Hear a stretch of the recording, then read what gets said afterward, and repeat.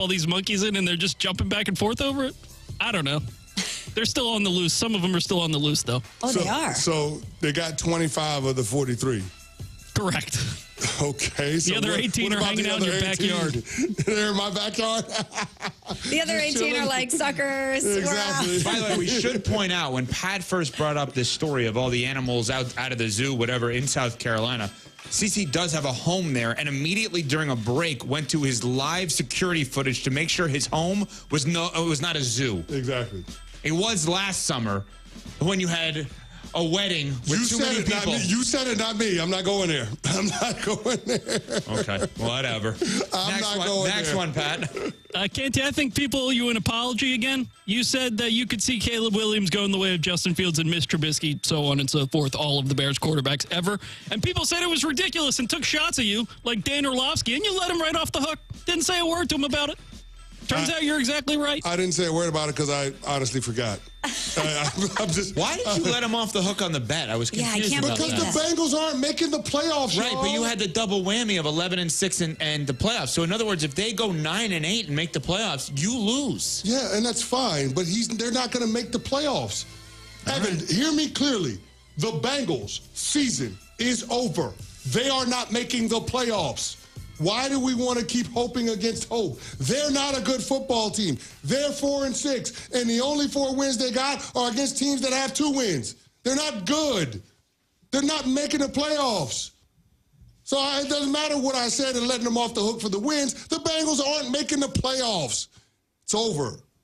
Hey, fans! Welcome back to Fansville's Cheers and Tears. Oh. Okay, so like everybody deals with losing, right? To a rival on a last-second field goal. Whatever, it's fine. I'm totally fine. But I cope with losing with an ice-cold Dr. Pepper. Those 23 flavors are like so delicious. They totally wash away the pain of your college football team taking a big fat L. College football, it's a pepper thing. When I wake up The best mornings in the morning light, start with Wrangler. put on my jeans and I feel alright. Jeans, jackets, and shirts that get your day started on the right foot. I pull my blue jeans on. I pull my old blue jeans on. Good mornings make for better days. I pull my blue jeans on. I pull my old blue jeans on. Wrangler, for the ride of life.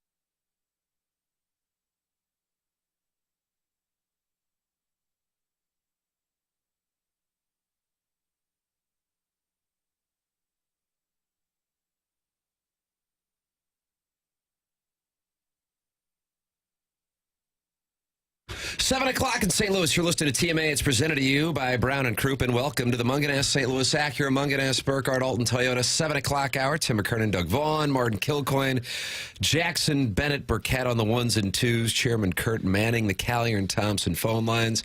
Hello, friends, and feel free to get involved in the program via the Air Comfort Service text line at 314-399-9646, or just call in like Cal May did last week, Doug, to share a little story about Butch Patrick. I think we asked him to call it, to be fair. I like the Butch Patrick story. I'm a huge Eddie Munster guy. It's just wrapped. And I think we're going to replay it.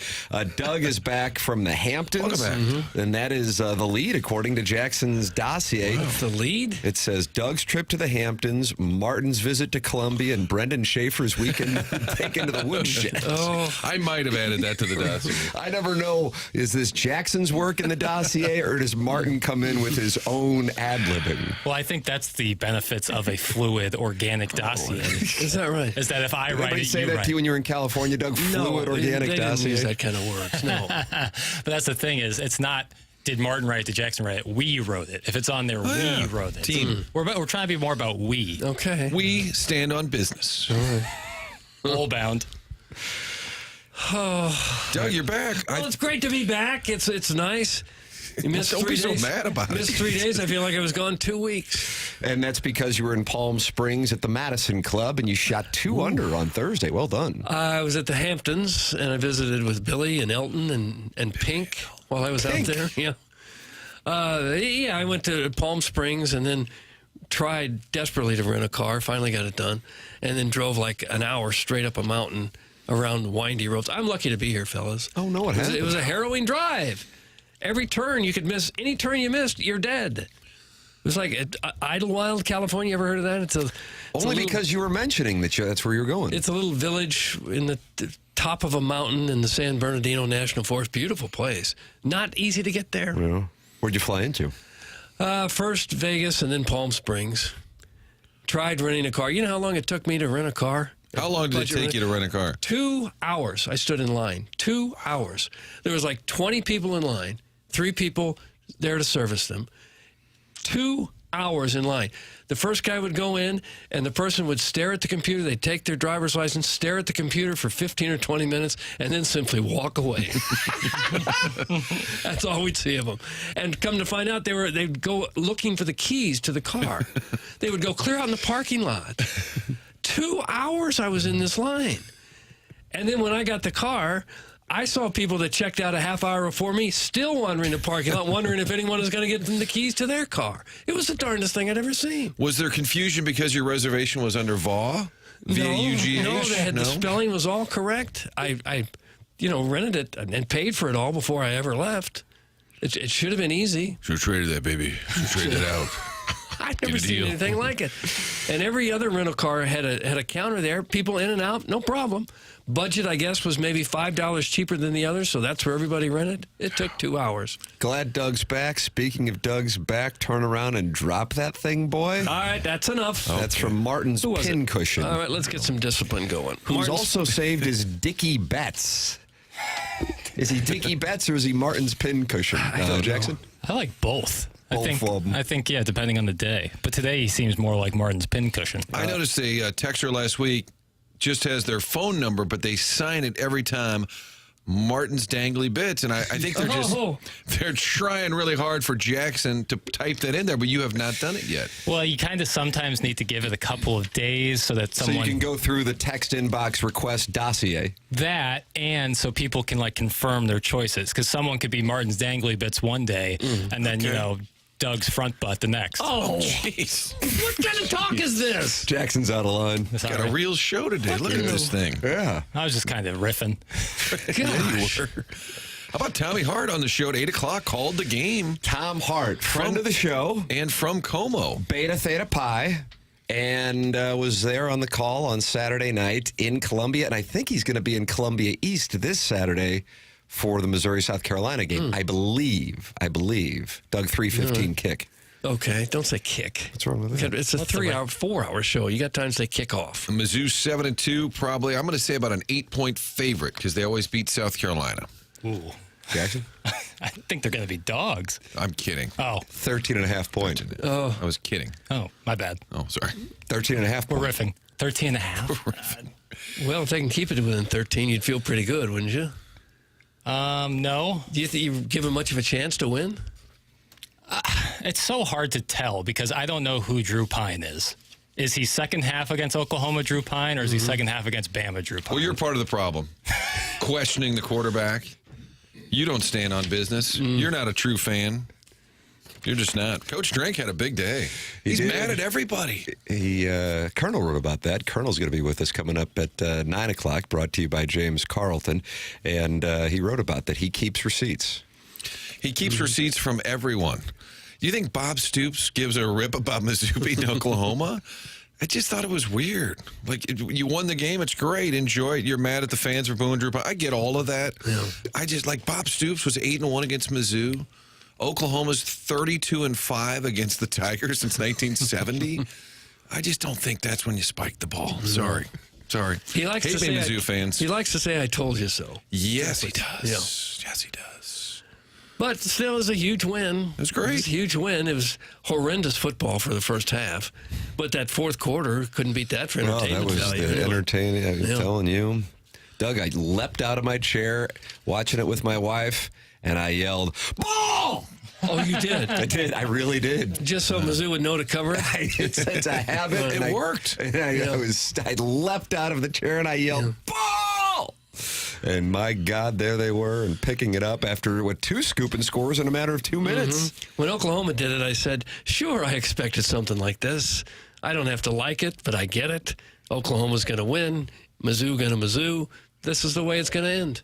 Tiger Mike said it's the north end zone. He said, think about it. Last year you had the kick by the thicker kicker into the north end zone, scoop and score into the north end zone. So maybe the Mizzou thing is going away, boys. Let's go to Columbia SC this weekend. What do you say? Let's load up. Should we do a remote? Maybe if we have the trivia night Friday. Otherwise, I'd say we'd drive. All right, never mind. That's right. But PJ... St. Gabriel's Friday night. Yeah, PJ from St. Gabe's to South Carolina. It's actually not a bad idea. Tony Romo did it. He's at Mizzou on a Saturday night. Then he's at the Dallas game on Sunday. Does anyone know why he was there? His wife went to Mizzou. He's like that KOMU. Got it. Journalism school student. Yes. So he's got to go to all the Mizzou games because his wife went there? That's correct. That's part of the deal. That's part of the deal. Had he been at a Mizzou game before? Probably. Well, I mean, imagine. of note. Martin, you're crowdsourcing right now. Okay.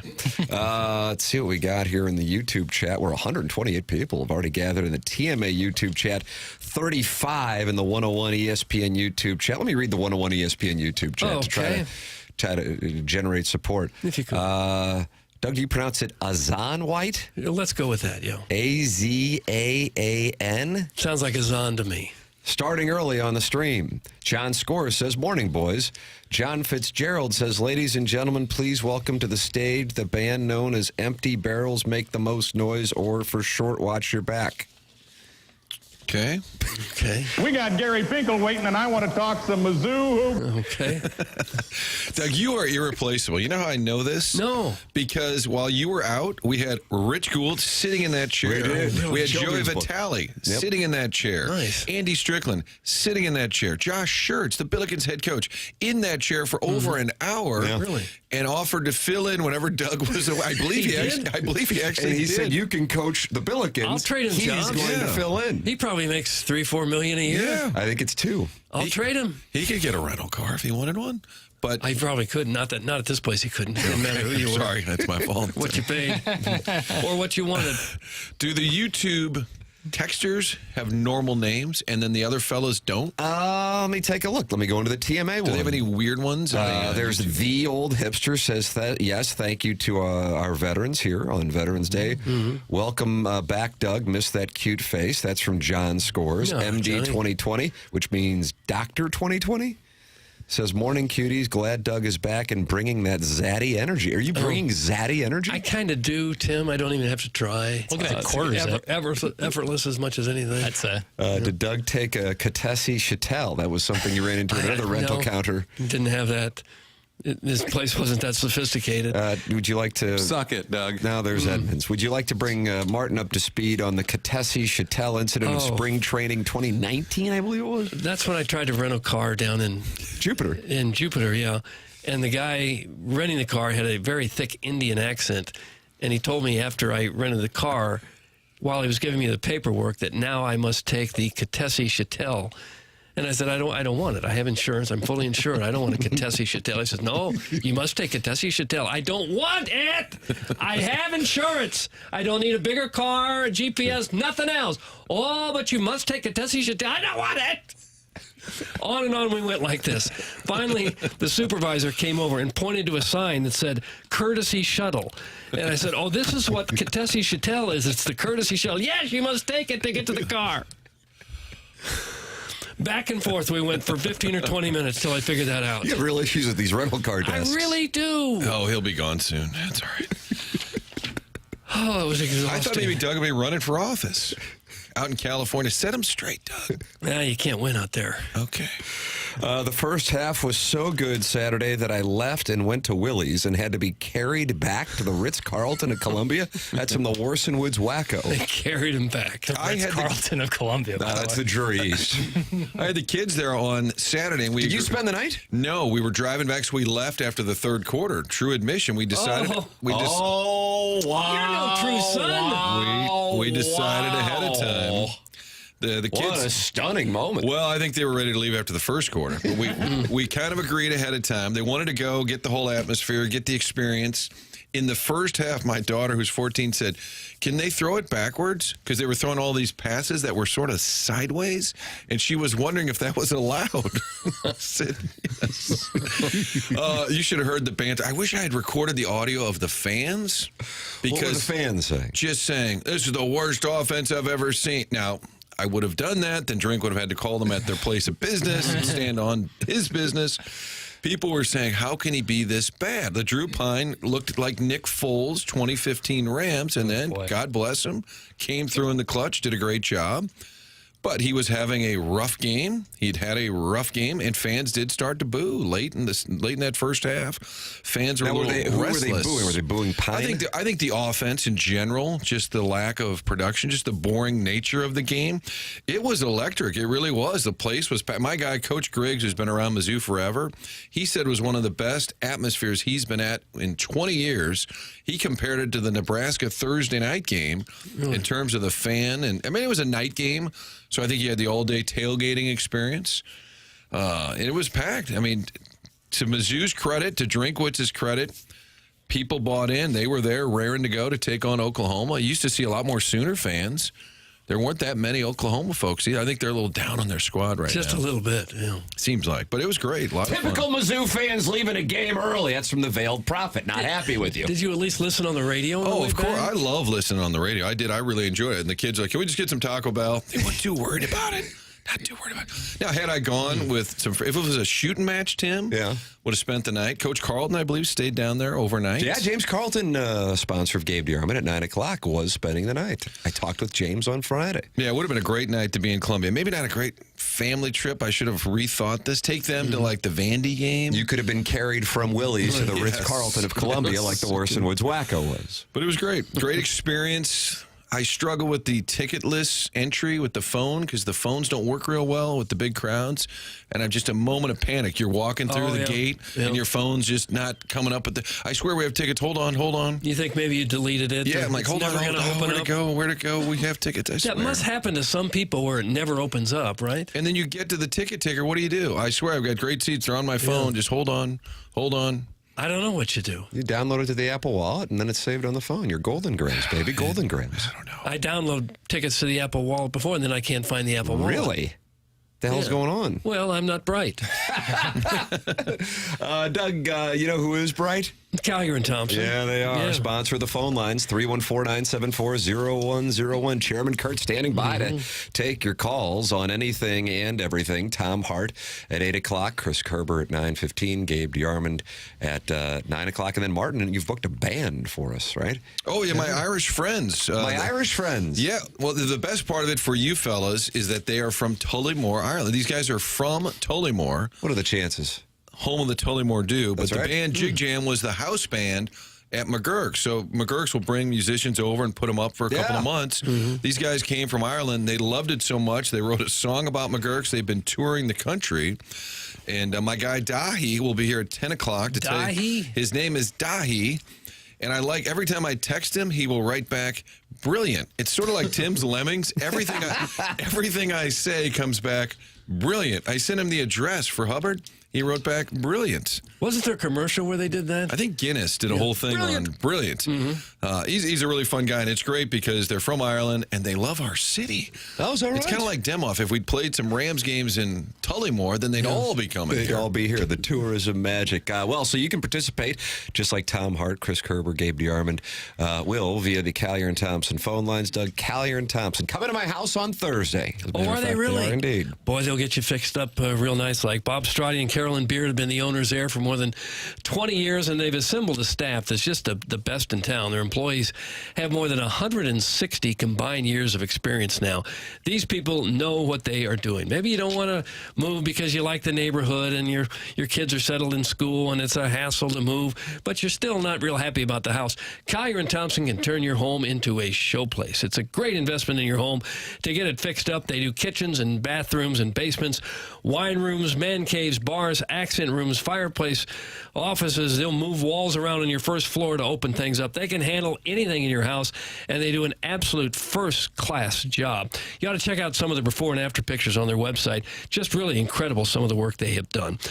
A+ rating with the Better Business Bureau. They won a Torch Award for ethics. It's just the place to go when you want a job and you want the job done right. They have licensed contractors in all kinds of fields. You don't need to go to 5 or 8 different places to get your house remodeled. They've got it all right there in-house with their own electricians and plumbers, tile and drywall installers, their own carpenters, you name it. Need an appliance for the holidays? They carry the big names, Bosch, Thermador, Wolf, Sub-Zero. They do just a first-rate job. Quality is really what they are after. Collier & Thompson is on Manchester and Baldwin, next to Uncle Bill's Pancake House. Collier & Thompson, come home to quality online at collierandthompson.com. There it is. Get involved on the program. Collier & Thompson phone lines, 314-974-0101. Air Comfort Service. Text inbox 314-399-9646. 2 different YouTube channels for you. The TMA YouTube channel. And I see Chairman Kurt, you just said proofread, please. That's the last post I saw when I went in there. What's going on? What are we proofreading? In the YouTube chat, Engine Joe said that you guys want butchy emails. You need butchy emails. They're not always exactly Martin, Engine Joe's Cave Ride Magic Man writes in emails for the Design, Air, Heating, and Cooling email of the day that oftentimes feature his experiences with his buddy Butchie, who would sleep with some of his buddy's parents. Punctuation is often an enemy of the butchy email. I think he won. Doug, did he win the September Design Air? Don't know the years. Email standings? Yeah. Oh, I met Biff's brother. I forgot to tell you guys. Oh, is that right? Yeah, Biff's brother at the Mizzou tailgate before the game. He said, "Hey, Martin, I'm Biff's brother." I said, "From the show? Biff and Friends?" He said, "Yeah." Biff and Friends! Biff and Friends! And then Biff's brother's... Oh, Biff and Joe. Biff's brother's wife said, "Oh, don't hold that against us." Yeah. Well, seem like great people. Oh, they are. I feel like now I'm connected to the Biff crew. They've been to some of our live events. Great guys. Yeah. Is there an argument going on in the 101 ESPN YouTube chat over Martin and Eli Drinkwitz? Is that what I'm sensing here? Oh, boy. Chairman, are you in there? Chairman monitors everything. I hang out in the TMA one, but I'll migrate You'll monitor over. over what there. you got. All right, we have all kinds of nonsense here on the program today. Big weekend, Blues, Martin problematic. Another 8-1 loss. You don't see too many of those, much less 2 in a matter of 11 days. Got that going on. Really blunt comments in particular from Braden Shen and Justin Falk following the game. And Eli Drinkwitz also with some very blunt comments following Missouri's win over Oklahoma. You are welcome to participate anytime in the many ways that we offer here on TMA. It's the Munganess St. Louis Acura, Munganess Burkhardt Alton Toyota, 7 o'clock hour on the Morning After, presented to you by Brown and Crouppen.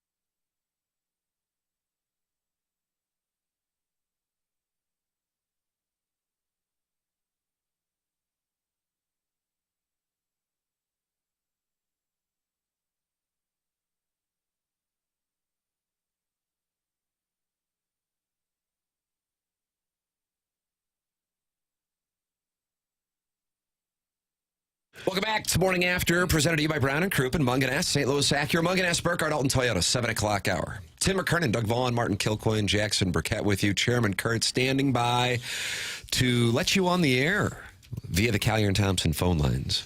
314-974-0101. Doug, you're back from Southern California. For years, you have been choosing the lead on a Monday morning. Martin, we call it a Sadie Hawkins. Doug is the cute little girl on the other side of the hall at the square dance, and she walks across and picks which boy she's going to dance with. That's who I am? I don't want to play that role. It's very visual. I don't like that. I got to pick the lead. I guess it's Mizzou. Fight Tiger, beat Sooner. Okay. Martin, do you agree with Doug's selection at the Sadie Hawkins? Yeah, I think it is. It's lead. Chiefs are 9-0. We'll get to that. Missouri Chiefs. But anybody blocking it all on that Broncos front line? There were a potpourri of people who I think blocked that kick. Had like 3 different guys. Missouri with the thrilling victory. If you went to every Missouri home game this year, you had your nonsense games against Murray State and Buffalo.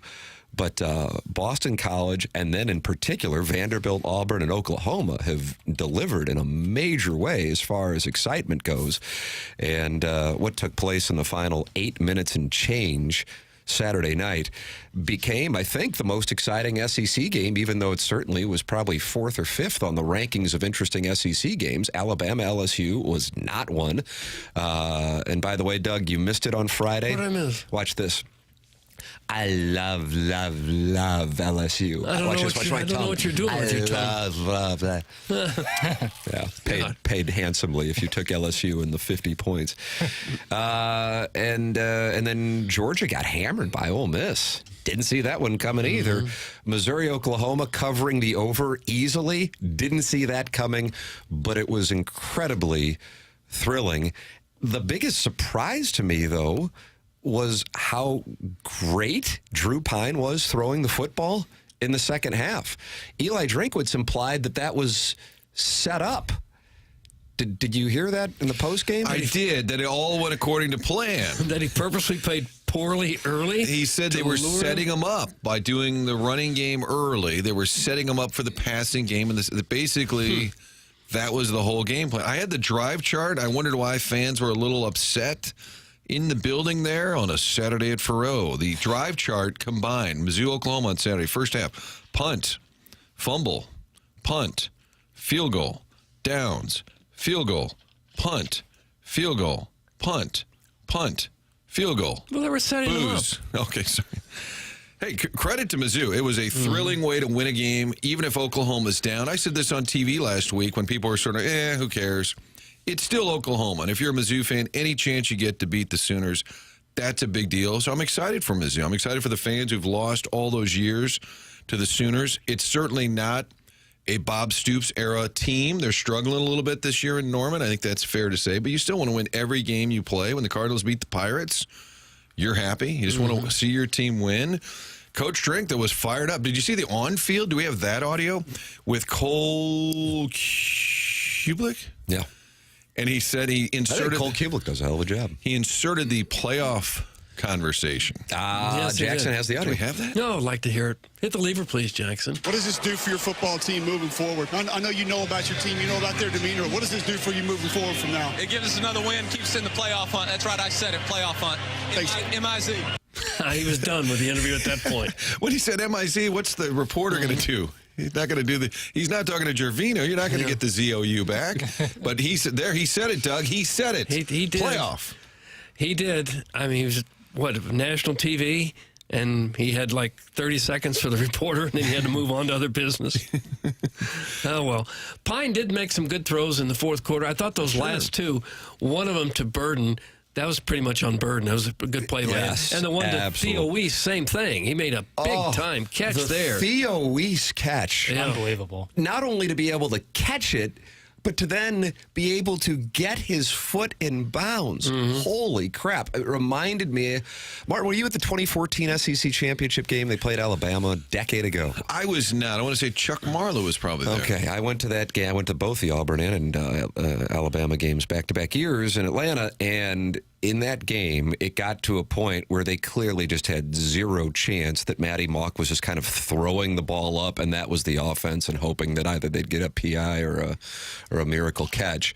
And I feel like with both the Burden play and the Weiss play, it was an example of what I think we hoped the receivers were going to be for Missouri this year, in that they made those catches. There wasn't necessarily separation, but they made those catches. God, was that great. But to get that drive going, you know, there was a quick slant pattern to Theo Weiss, and Pine put it perfectly to him. So, I mean, that's what he was doing in the first half is kind of limited to what the game plan was, which was to not let him throw. And I don't know whether it was we're going to bait and switch for the second half, as Drinkwitz indicated, or if they were just in a spot where it was kind of desperate and they're going, okay, we're just going to throw because we got to.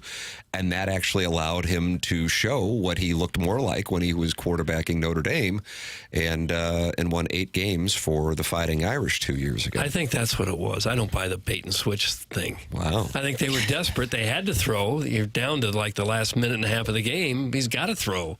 And he did, and the receivers bail him out. Well, I don't know, bail him out, it might be a little harsh. Yeah. Because he put it close, and the receivers went up and got it. The ball to Weiss was good. It was just unbelievable that Theo got that 1 foot, because that foot didn't seem like the one he would want to land on. It would seem like he would want to land on that outside foot instead. But to put his foot down in bounds like that was... He's such a good possession receiver. Like he did that against LSU last year, too, where he just has incredible footwork and technique. Well, I think it's a reminder how good those receivers are. We talk all about it. I just don't think they've had people to get them the ball. That's been the frustration. If those guys were on a lie detector, they'd say the same thing. We're capable of making some big plays. I think Burden would love to make more big plays. I think Weiss would like to have more opportunities. But passing the ball in that first half, I mean, these throws were into the ground. They were 10 feet over people's heads. I mean, it was bizarre. I didn't realize it was all part of the plan. I just didn't know. Yeah. It's pretty risky plan, really. When he talks about the playoffs, Jackson, you'll have to give percentages. We'll go around to the dais here on percentage. Missouri makes the college football playoff. I think you put it at 0.2 last week. Is that right? Yeah, I'll up it to 1%. Ooh, nice. A more 10. Assuming they run the table, which is what it would take, I'll give them a 4% chance. I'll Price is Right you and make it 5% chance. And I guess I got to Price is Right you and make it 6% chance. Chairman Tim is such a homer. Wow, 6% chance. Chairman Kurt. 3%. Wow. Okay. 3, 4, 5, 6. Jackson at point what? Or I'm at 1%. Oh, so you got 2 as well. I just don't see. There's a situation where there's like 6 or 7 SEC teams that are 10-2, and Missouri would easily be the worst out of them all, or at least have the worst win. I think, in addition to the fact that their best win would be South Carolina, in order for this to all play out, that you have 4 Big Ten schools that are getting into the area of being guaranteed to go in. So if you got the number 12 seed from, whether it be Boise State or otherwise, and so you got 1 there, you got the Big 12, you got the ACC, even if they're single bid schools, there's 3. Then you have your SEC guaranteed school and your Big Ten school, that's 5. If there's 3 more Big Ten schools, let's say Oregon wins it just for the sake of the conversation, Ohio State, Indiana, and Penn State are all real likely to get in. Now you have 3 spots left. In addition to, let's say, I don't know who you're going to pick to win the SEC. I guess you can say Texas right now is the highest ranked. Tennessee is actually, by definition, leading the SEC. Right. And then who's going to get left out of that? So, when you're talking about Ole Miss, Alabama, Texas, Georgia, Tennessee, and then Missouri somehow because they're 10-2 with a win over South Carolina. Right now, there are 8 SEC teams ranked higher than Mizzou. Right. And then we still haven't mentioned Notre Dame yet either. Yeah, that's right. You're right. You're exactly right. Yeah, they're really good. Right. It's just that there's just not enough room at the table. And Missouri having a signature win of South Carolina, I don't think is going to get them that spot. And Missouri is a 13.5-point underdog this weekend. Yeah. Well, and I was comparing the schedules, right? Common opponents. Tim, they like to do common opponents. So Mizzou played Alabama. We all remember that. South Carolina played Alabama. At Tuscaloosa, they lost 27-25. They played at Oklahoma. and won 35-9. They played Texas A&M at home and beat them 44-20. They played at Vanderbilt and beat them 28-7. So in terms of common opponents, South Carolina has made some hay, I would say, or played much better than Mizzou did against those opponents. Take that for what it's worth. That's probably part of the 13.5. If Brady Cook plays, for sure. He was on with Frank Cusimano last night, and he said he was feeling pretty good. He said, I don't want to give away my playing status. I picked up that he's going to play, and maybe that was the plan. Wow. That was my takeaway. We can probably find the audio somewhere. Frank has Brady Cook every Sunday night, and he did not. I just picked up on it as him saying, well, we've had a plan. He said we had a plan all along, and he wasn't referring to the first half bad offense versus Oklahoma, that secret plan. So I think he's going to play. Does that change the spread? If I tell you on Thursday, or if Pete Thamel tells you on Wednesday that Brady Cook's going to play, then is the spread much different? It meant 6 points when the Drew Pine thing gained traction last week. Missouri went from being about 3-point favorite to a 3-point dog. So does it go to 7.5 in this case? I'd be surprised.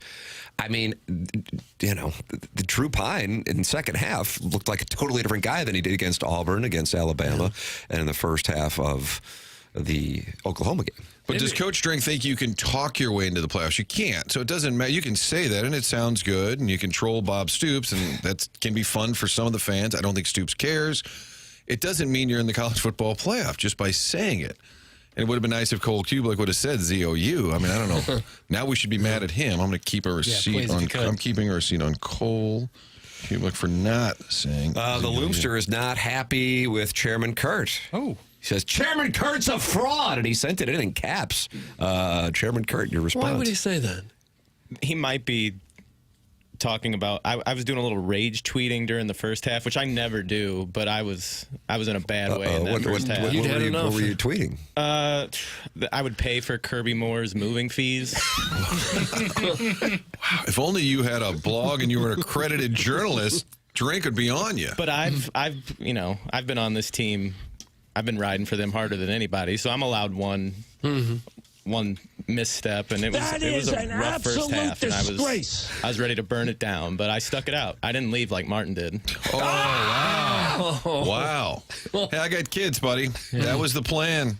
Poorly planned out. I did see Cousin Shane was there. James Carlton's guy. Yeah, he loves that guy. And I said, Cousin Shane is here as discussed with James Carlton on TMA. And I said, at this point, I wouldn't mind him playing quarterback. And I stand by the comment at the time. Is it just impossible to watch your team play a poor first half without saying something really sarcastic online? No. Is it just impossible? I limit my experiences to texting with like Martin and a group of my friends from mean text. High school and college. Yeah, it's just, I don't. Coaches can't come after you for that. Let's see. Todd Reesing's, they're coming for us all today. Okay. That ball was not good. Get off his D, Jackson. That's from Todd Reesing. Somebody's not happy with good me. Season for the Beakers. Excuse me, sir? A good season for the Beakers so far. That's Todd Reesing. Yeah. Is it really Todd Reesing? No. No, this is a gentleman who went to Rock Chalk. KU beat Iowa State. Yeah, I was rooting for the Jayhawks this weekend. Oh, well. Well, you have a little taste on Rock Chalk? No, I just wanted them to get Iowa State out of the way. To clear the path for Missouri. There's a path to chaos, and that was one of the steps. From the 314, Tim, tell us again in a humble brag how you were able to go to the top SEC games 10 years ago. It's from the 314. How does that feel? Been waiting 10 years to throw that out there. I think we need a magic wall in here, much like the electorate, and we need a path. Much like Kamala had I would be curious what the path would look like. Yes. I mean, some asinine things would have to happen. I think it was probably a bad day from the path standpoint on Saturday. You agree with me, Chairman Kurt? Ole Miss could have been eliminated. You knew either Alabama, LSU were going to get a third loss, so that happened.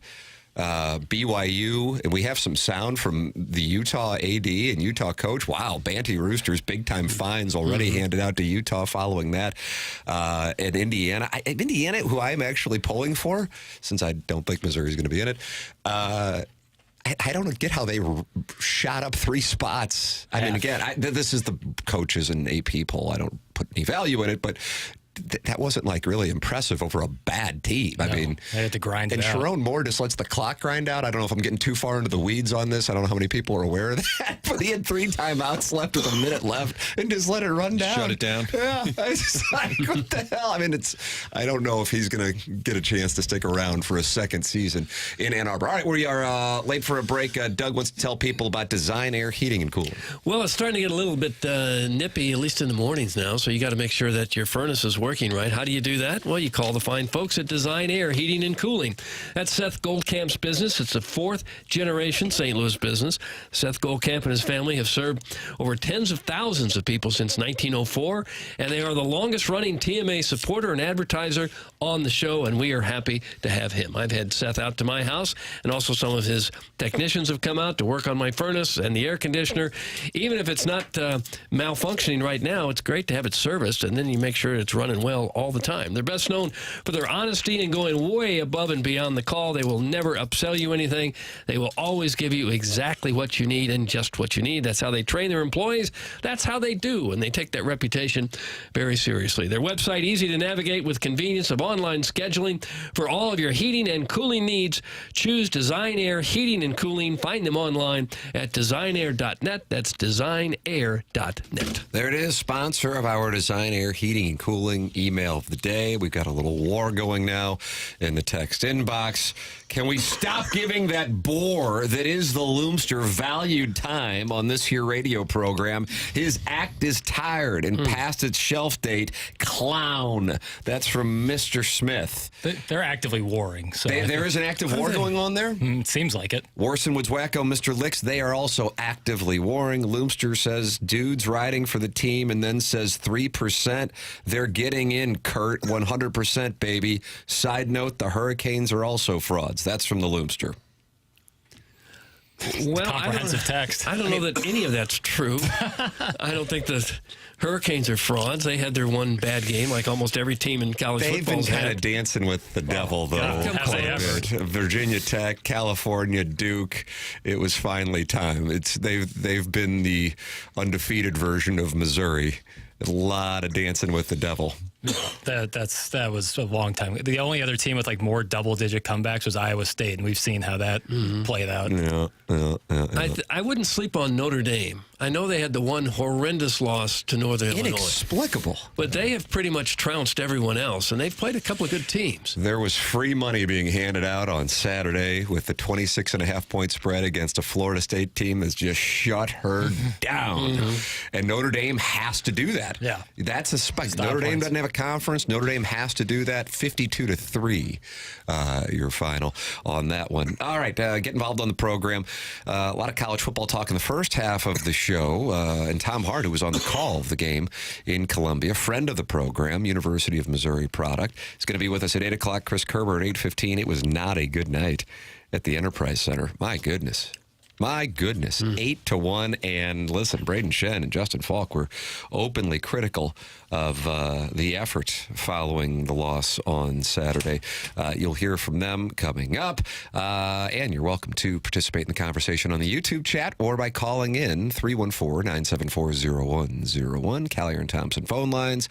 Tim McKernan, Doug Vaughn, Martin Kilcoyne, Jackson Burkett with you on the program. It's TMA, and it's presented to you by Brown and Crouppen.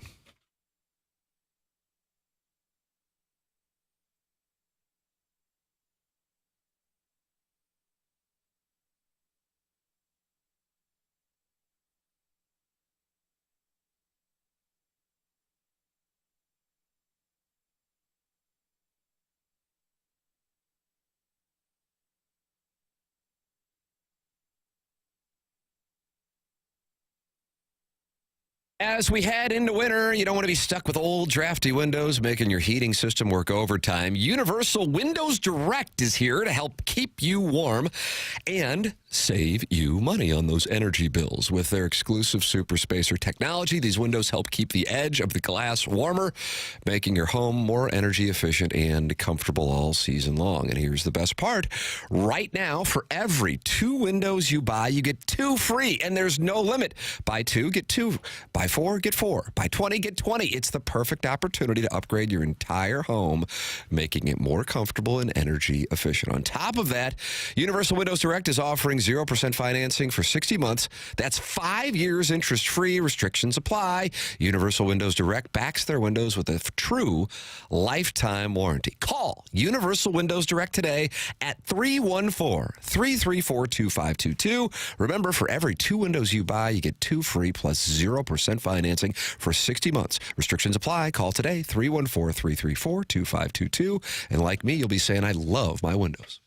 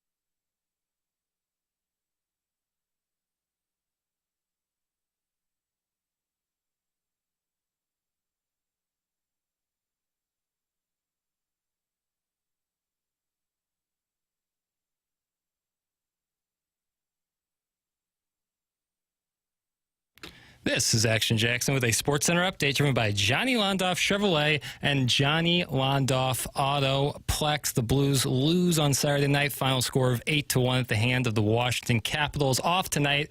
The Blues will play tomorrow night taking on the Boston Bruins. You can catch that game right here on 101 ESPN. Pre-game starts at 6 p.m. Puck drop at 7 p.m. tonight. Monday Night Football action here on 101 ESPN. Rams taking on the Dolphins. Kickoff at 7:15. That was another Sports Center update driven by Johnny Londoff Chevrolet and Johnny Londoff Autoplex. See them at Londoff.com. Chevy, together we drive. Are you kidding me?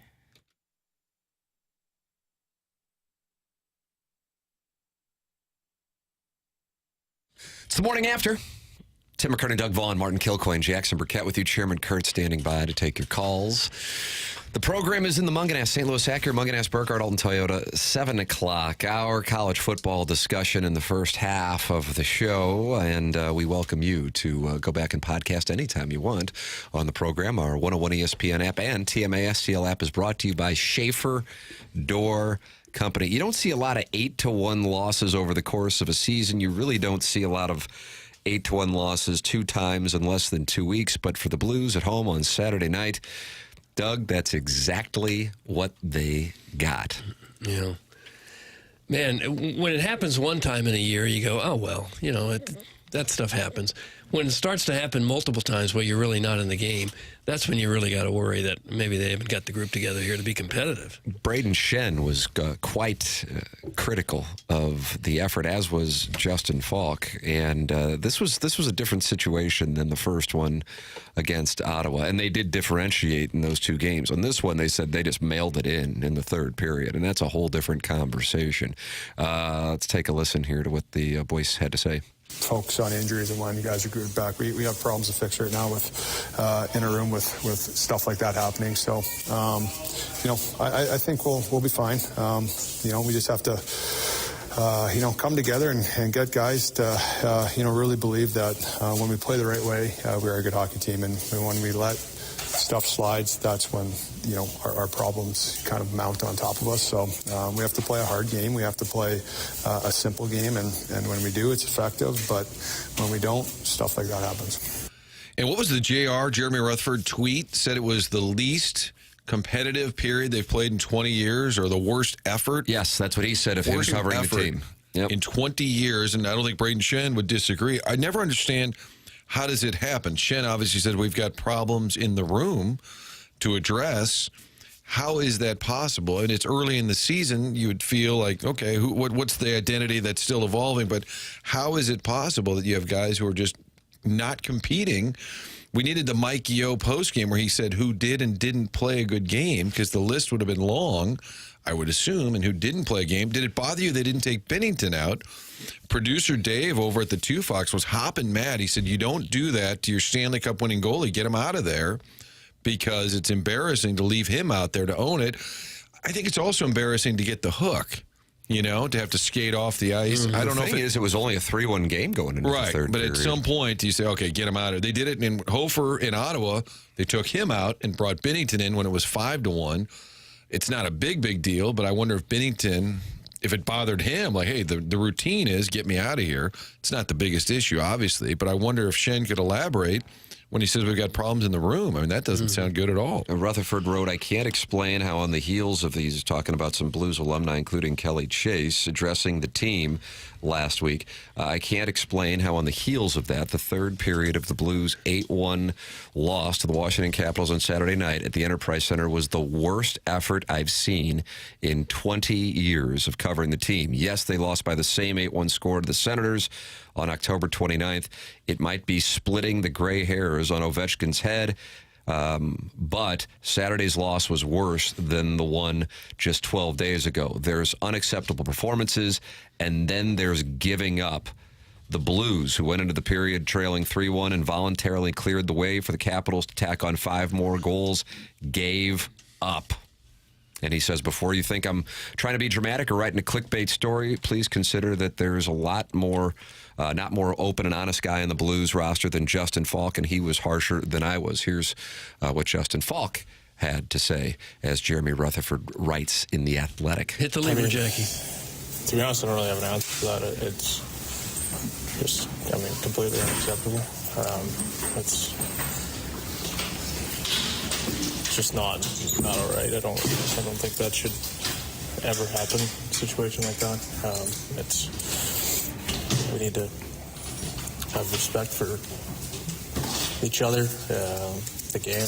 Like, you can't just go out there and play summer hockey for a period and think that's all right at any point.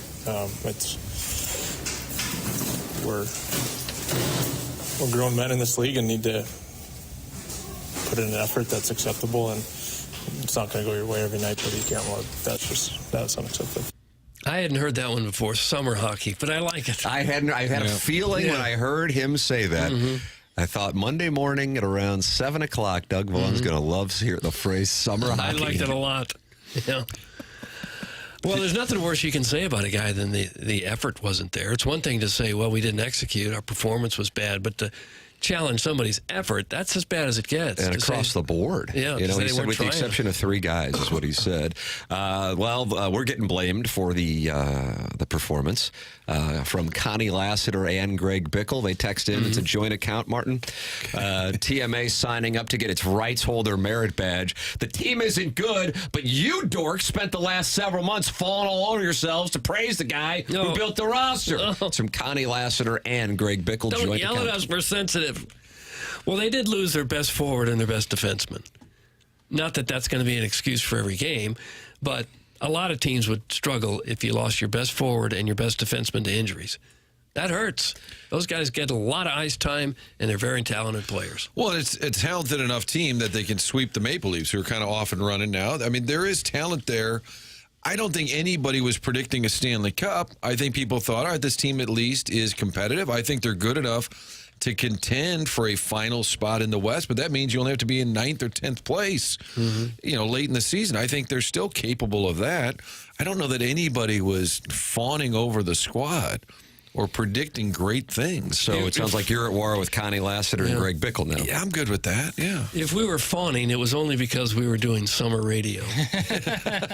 And looking for our rights holder merit badge. Summer radio. I wouldn't mind some summer radio. Limp Willie's going to start admitting that Kairu's way overrated and stands around unless somebody does the work, but when there's a goal, he acts like he's a star. He's way overrated. That's from the 618. We had a big Jordan Kyrou breakdown, Doug, from Joey Vitale. Yeah, he really did. Sitting in that chair gave us a great Butch Patrick-esque answer. It was outstanding, but most of the focus was that Joey has a Christmas party that I'm not invited to. Nor is Jackson, unless he dresses up as an elf, and Martin has to dress up as Santa Claus. Santa, and then they said they could sit on your lap, all the ladies, and so that became more of a focus than the Kyrou breakdown. But Joey Vitale did have a nice Kyrou analysis. And in a nutshell, what was it? That he's a really talented guy. Who's been working much harder this year, and he's playing a, Doug, you like to call a 200-foot game? Yeah. He's playing more of that fall hockey. Yeah. We want to get him to play in winter hockey. Winter hockey is what you We're want. just not there yet. But it actually, I think it's all part of the plan. To lose some 8-1 games, and I'm going to clip a few receipts on all you guys. And then in January, I'm going to throw them back in your face. They're already 14 points behind Winnipeg. It's part of the plan. Winnipeg's off to the greatest start in the history of the league. What, 15-1? 14-1. 14-1. 14-1 in 15 games. Stop it! You guys, and then I can't use this term, pleasure yourselves to this ass hockey team every day. Come on. That's from Eric in the Central West End, who Jackson is attracted to. Find attractive, not attracted to. Oh. Well, we like Find the team. attractive, but not attracted to. Well, I think I can identify that he's an attractive man. Isn't it okay for us to like the local team? No. To root for them? To hope they do well? My To be optimistic? serious answer would be some of the shrapnel we're going to get is because we are the home of the Blues, and there's a ton of Blues coverage and conversation on this station. I think that's where some of that is coming from. Yeah, no doubt. But still, I hate to be pessimistic about the team that I pull for all the time. I've got him in the NHL playoff picture. There, I said it. Okay. Wow. Yeah. Rights holder merit badge. There, I said it. You're brave. BLU. Anyone? ES. Thank you. Exclamation point. Thank you. Doug, we have an app, and it's sponsored by Schaefer Door Company, and they have Monday morning service. Thank you, Jason Gosrow. Yeah. Schaefer Door and Jason has told us that for whatever reason, Monday mornings are the problems that come up most often for garage doors. I guess that's because maybe we're in and out more during the weekend. But they have a special Monday morning standby service for those doors that break over the weekend. I mean, they will get to your house, and they will get there toot sweet.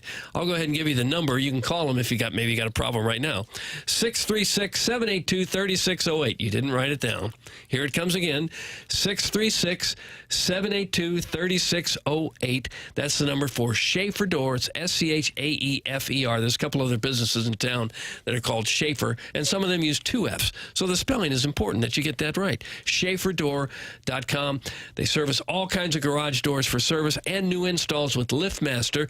LiftMaster garage door openers are strong, quiet, and versatile. They also service commercial doors as well. If you run a business or a warehouse that has a big, tall garage door, Schaefer's experience in those types of jobs also. The business has multiple family members that have been working there for many years. They are big enough to get any kind of job done, small enough that when you call them, you will talk to a real person, and they'll get you taken care of. The service techs are not commission-based, so you don't have to worry about them selling you something you don't need. That's what they did when I needed service. I just needed a strut. I didn't need a whole new garage door, and Schaefer Door took care of me. Schaefer Door is a LiftMaster partner. The website again, SchaeferDoor.com. Email in, Design Air Heating and Cooling email today coming your way at 10:45. Right now, Buck Swope is battling it out with the JV golf coach, and my cousin Vinny, a new emailer, got a win last week. Tom Hart, who was on the call of Missouri and Oklahoma, going to be with us in the 8 o'clock hour, along with Chris Kerber, Tim McKernan, Doug Vaughn, Martin Kilcoyne, Jackson Burkett with you on the program. Chairman Kurt answering the phones. This is TMA, presented to you by Brown and Crouppen on 101 ESPN.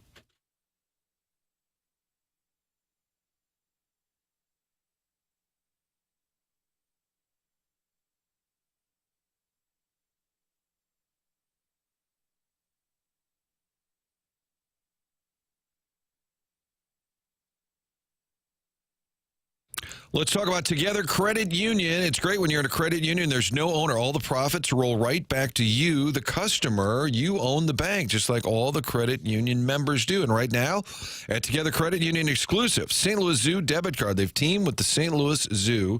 And what does it mean? Well, when you make a purchase, they will round up. They're not going to ask you. It's not, hey, do you want to donate the little Jackie's trip to the Andes? No, they don't ask you. They just round up for you, and they throw that money towards the St. Louis Zoo, including their mission to build that St. Louis Zoo Wild Care Park in North St. Louis County. That's going to open in 2027. Together Credit Union, great part of the St. Louis community. And right now, get that St. Louis Zoo debit card, exclusive membership to the St. Louis Zoo that includes discounts, attraction tickets, parking perks, plenty more. Sign up before the end of the year. You'll also receive a sea lion plush toy.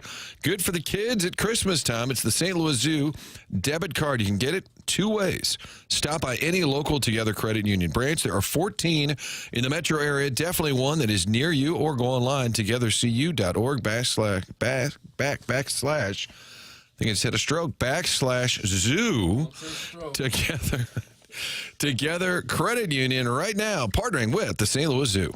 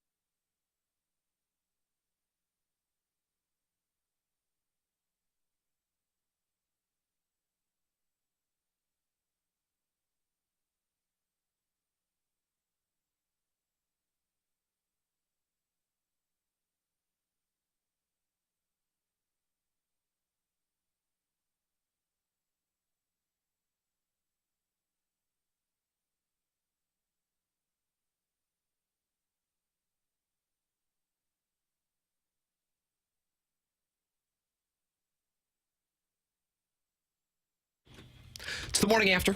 Show's presented to you by Brown and Crouppen, Tim McKernan, Doug Vaughn, Martin Kilcoyne, Jackson Burkett with you on the program. Tom Hart is going to be with us. He was on the call of Missouri and Oklahoma on Saturday night. Chris Kerber on the call of the Blues and the Caps. Both going to be with us coming up in our Fisher Window and Door Store 8 o'clock hour. We are in the Munganess St. Louis Acura, Munganess Burkhardt Alton Toyota 7 o'clock hour. Martin, you have a wonderful impression of Mike Kelly. It is a signature impression. I think it's on your Mount Rushmore. Take a listen, though, to Mike Kelly on the call of the scoop and score that sent Missouri to 7-2 on Saturday night at Faurot Field. Arnold takes the snap, comes back over the middle, flush in the pocket, moving right. Ball comes free. Ball comes free, scooped up by Missouri. Zion Young at the 15 to the 10, to the house, to the house, to the house with 30 seconds to play. A scoop and score for Missouri. How do you like that? I like that call. I like Good that. How do you call. like that? I like that call. That feels like a lot of frustration with Oklahoma over the years. I enjoyed that, and they put out a video, too. I really enjoy seeing the booth reaction. Yeah, Howard Richards? Howard Richards and young Hanks, who was an intern at Fox, too. He's their booth guy. He's a student, I believe, at Mizzou. I was afraid Howard was going to... His name's Young Hanks? His first name is Hanks, and he's young, so I called him Young Hanks. His first name's Hanks? Yeah. Really? You might know his dad. Tom. No, it is not. His first name is Hanks. Nonetheless, I thought Howard Richards might knock young Hanks over with his celebration, and they're all pumping their fist. It's a great video, and it was an exciting moment. It's a great call. That was a great call, yeah. It was a lot. Just because the spontaneity, how do you like that? Because it was very random, and because I was listening, Gervino had just said... setting up that drive by the Sooners, I kind of thought Oklahoma would play for overtime at that point. I'm a little surprised. Tom Hart, you were obviously in the car on your way back. I'm watching the game on television, sitting there with my wife and my older son, and Tom Hart, to his credit, said, got to be careful here, and I think he might have specified Oklahoma's dreadful offensive line for a turnover, and he called his shot on that one. And Gervino said they've turned the ball over a ton. He said, hey, you got to watch here. Maybe the Sooners will turn it over again. He said it right before that drive. Great call by Mike Kelly. A lot of and guys like Mike Kelly have been in this is 31st year, I think, calling Mizzou football. They've been on the wrong side of a lot of games, and that's why you're 7-2. And if Coach Drank trolls some folks, and maybe it's not my thing, but I'm happy for fans who get to enjoy 18 wins so far over the last 2 years. Yeah, we had so many bad years. We should probably accept 7-2, even if it's not a real good team, and just be happy. Yeah, the stadiums are full, and we care again, and it's a thing. Yeah, hell of an atmosphere Saturday night. You're right. Martin, when you heard that call, where were you on your drive home since you gave up early? I would say Kingdom City. Chairman Kurt's fist pumping over Doug's. I would say. I will say it was the plan all along. It wasn't because it was 10-9. Well, once they went up 10-9, I knew they had it in the bag because it was part of the plan. Yeah. I don't remember where we were, if it was Kingdom City. Did you honk the horn or anything, or scream? Or? No, I looked over and the kids all had headphones on. I was locked in on the game.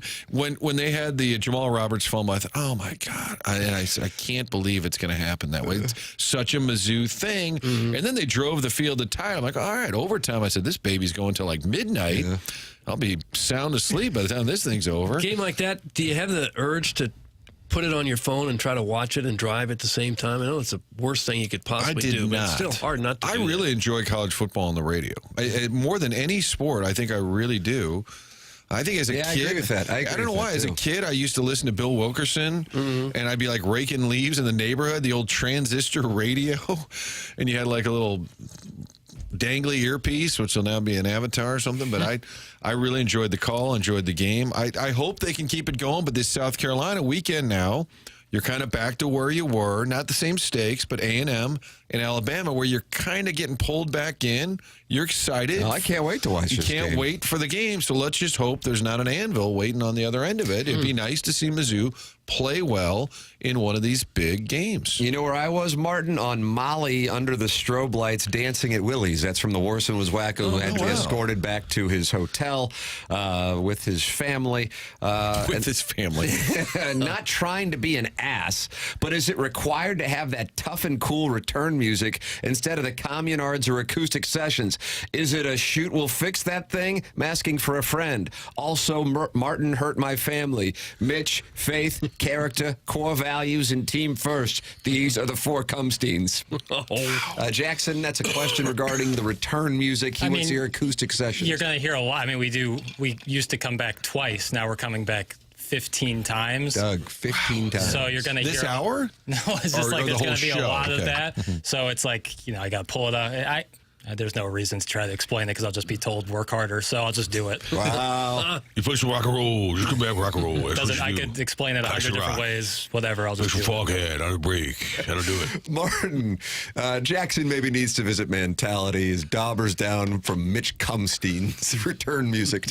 Hey, it's pretty simple, Jackson. If you're getting beat up over your music, go to Low T USA. I was talking to Kevin out at Mentality last week, and seriously, A lot of people think about testosterone. They're like, oh, I'll be better in the bedroom. I'll be better in the weight room. And he was talking about just your day-to-day routine. As you get older, your testosterone drops. And a lot of times you don't know the cause of your fatigue, your low energy, really even your focus. You got stuff you need to get done. Got a lot to get to. We're the Lot to Get To show. And the best thing to do is make sure your testosterone levels are good. You can do that at lowtusa.com. This is not something done online. In-person consultation. Let them know what your goals are. Maybe it is just fatigue or the weight gain you're getting, muscle loss. You want to fix that? You can do it.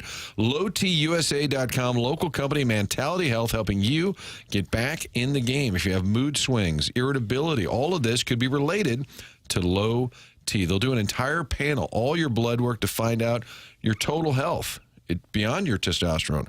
They'll do the panel. They'll get you on the right path.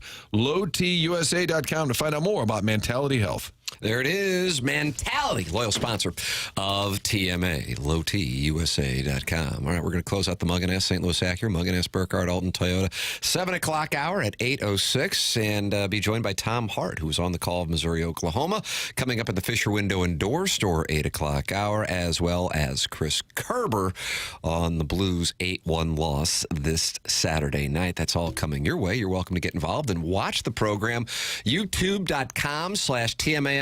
Very active YouTube chat there, as well as 101 ESPN's YouTube channel. Pick which chat you want to participate in and talk it over with friends of the feather here on TMA. Morning After is presented to you by Brown and Crouppen on 101 ESPN.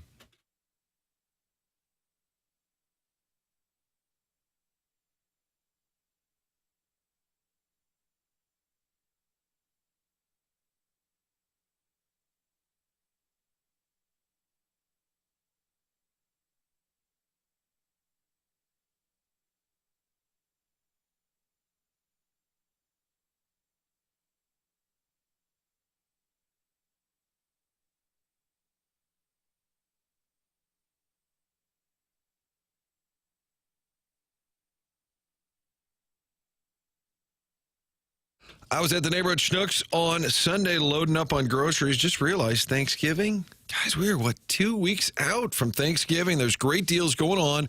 Everything's more expensive. You keep hearing that about groceries. How about the fact that Schnucks has their lowest prices on turkeys? Lowest prices in 14 years. Where were you in 2010? Probably had a Sam Bradford jersey on, rolling down to the old dome. 2010, the prices are that low right now, starting Wednesday at Schnucks. Whole frozen turkey. Think about 58 cents per pound. Great deals on your turkey. If you haven't got it yet, you can pick it up starting on Wednesday at your neighborhood Schnucks. Rolling along those great deals through Thursday. Limit 1 per customer, $25 purchase, not including the price of the turkey. So stop by starting Wednesday. Get all set for Thanksgiving as well as loading up on the side. Stovetop stuffing mix, Mrs. Smith's pie, sweet potatoes, all of it. Load up. And next week, I got to tease. I'm getting better at teasing. Next week at Schnucks, the ultimate meal deal. Schnucks is going to have a deal that'll serve a Thanksgiving meal to 10 people for under $4 per person. Stay tuned for details on the unbeatable meal deal. But for now, starting Wednesday, load up on those frozen turkeys. Lowest prices since 2010.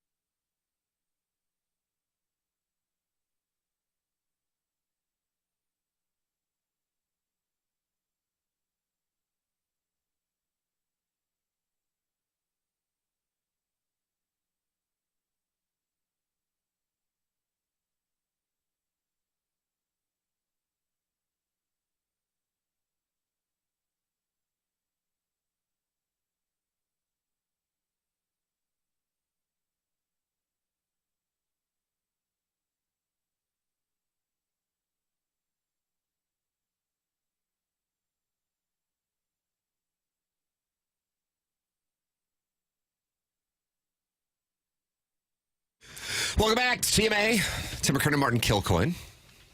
Doug Vaughn. Sliding near me. Chair is bad stable boy. here.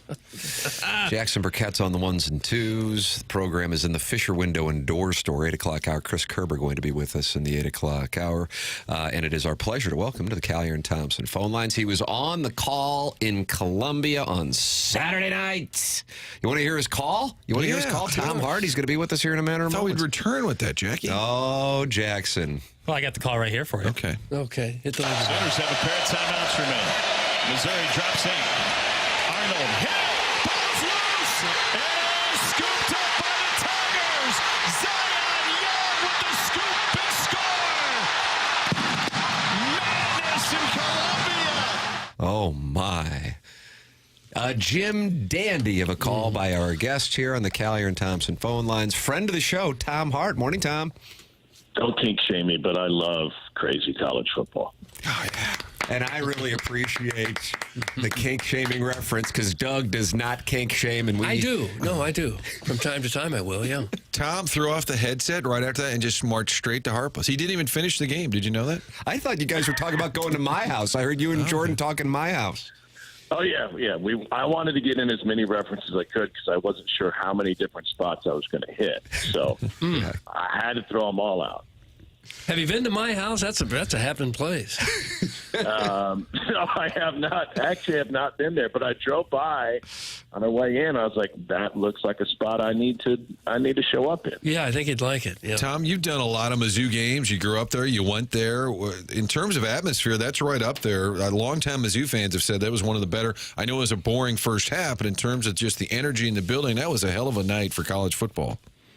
It was indeed a hell of a night. It reminded me from an atmosphere standpoint and just kind of the, I think, excitement level. And listen, Oklahoma's not ranked, and they've had a crappy season, especially to their standards. But it reminded me of that Nebraska game in the early 2000s where Missouri broke that long losing streak. I mean, given what those programs represent, number one, but night game, perfect football weather, just kind of this bubbling enthusiasm in town that like, oh, something special is going to happen tonight.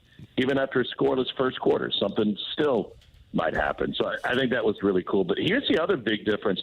I've been to a lot of I grew up in Columbia, as you mentioned, so a lot of the Oklahoma games. I don't ever remember a sold-out Memorial Stadium against Oklahoma where they didn't have like 70% of the crowd. So that was, I don't think, unless you're an old head, you didn't really notice it, but there's the little sliver of Oklahoma fans. That's a fan base that used to take over that stadium every time they came to town. You said Oklahoma's had a crappy season. What do you make of Mizzou? Certainly their record is good. It's 7-2, but it's kind of hard to figure if they're really a good team or just been beneficiaries of a soft schedule. They're a good team, but not a great team. And the biggest disappointment for Drinkwitz is that they had everything on a platter in front of them in terms of cashing in on all of that momentum from last year, and they didn't do it. There's still an opportunity to, and if you want to pull out the calculators, they could win out, and if they do so, then they'll be in the college football playoff conversation. But it's just I think it's a drop from what the expectations were built to based on last year. Outside of that, you lose to Alabama, you lose to A&M. This is still a really, really good season considering the standard that's been set. Tom Hart on the call of Missouri and Oklahoma this past Saturday night. Hell of a call with Jordan Rogers. And then we saw Eli Drinkwitz following the game talking about the playoff and the opportunity that is there. They will have to beat South Carolina in order for that to happen. Are you guys on the call that one? Yeah, we're going to do that one too. All right. Sure, so what do you make of South Carolina and Missouri? A 13.5-point dog, Tom. That's a big number. Yeah. South Carolina is really similar to Missouri in that they've had a good but not great season, and now just finally entered the top 25. The absolute question is what happens at quarterback and how soon can Brady Cook get back out there. I like that Eli comes out and defends his guys after the game, no matter what, but he's had to do that because his quarterbacks have put him in a position over the last couple of years to have to defend them. And that first half was not anything that you would write home about, and the offense finally came alive. I thought Drew Pine showed great fortitude to come up with those two big passes in the fourth quarter. That was amazing. I've never seen a guy play mediocre football and then look like a superstar in just like one fell swoop. Like he turned that thing around. And do you think it changes dramatically? We were talking point spreads earlier, but if Brady Cook is able to go next week, how much does that hey, you know what, guys? We could say we have a quarterback controversy the way Drew Pine played, and now who do you go, Tim? Who do you go with, Pine or Cook? But in all seriousness, if Brady Cook's able to play, do you think that changes the dynamic and maybe even the spread?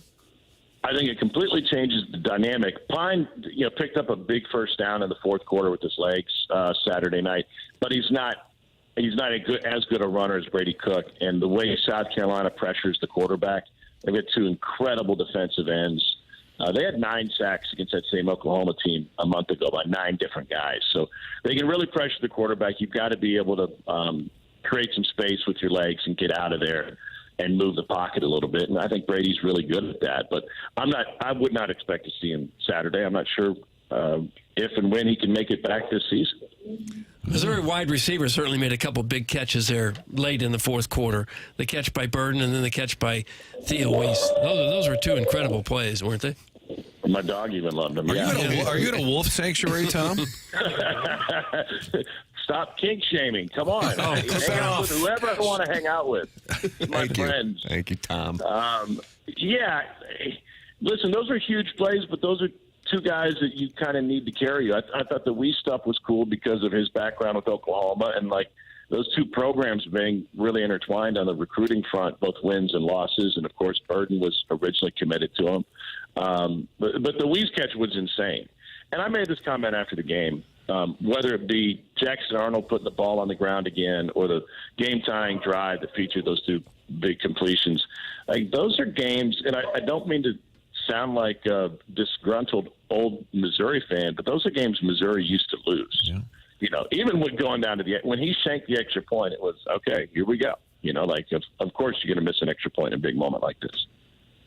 No, I thought the same thing. And then when they had the scoop and score for Oklahoma, you're thinking, all right, they're dead. That's why I give Mizzou and Pine a ton of credit, was that drive in maybe under a minute to tie the game. That's the Weiss touchdown catch that was able to tie. What is the name of the dog? I'm intrigued.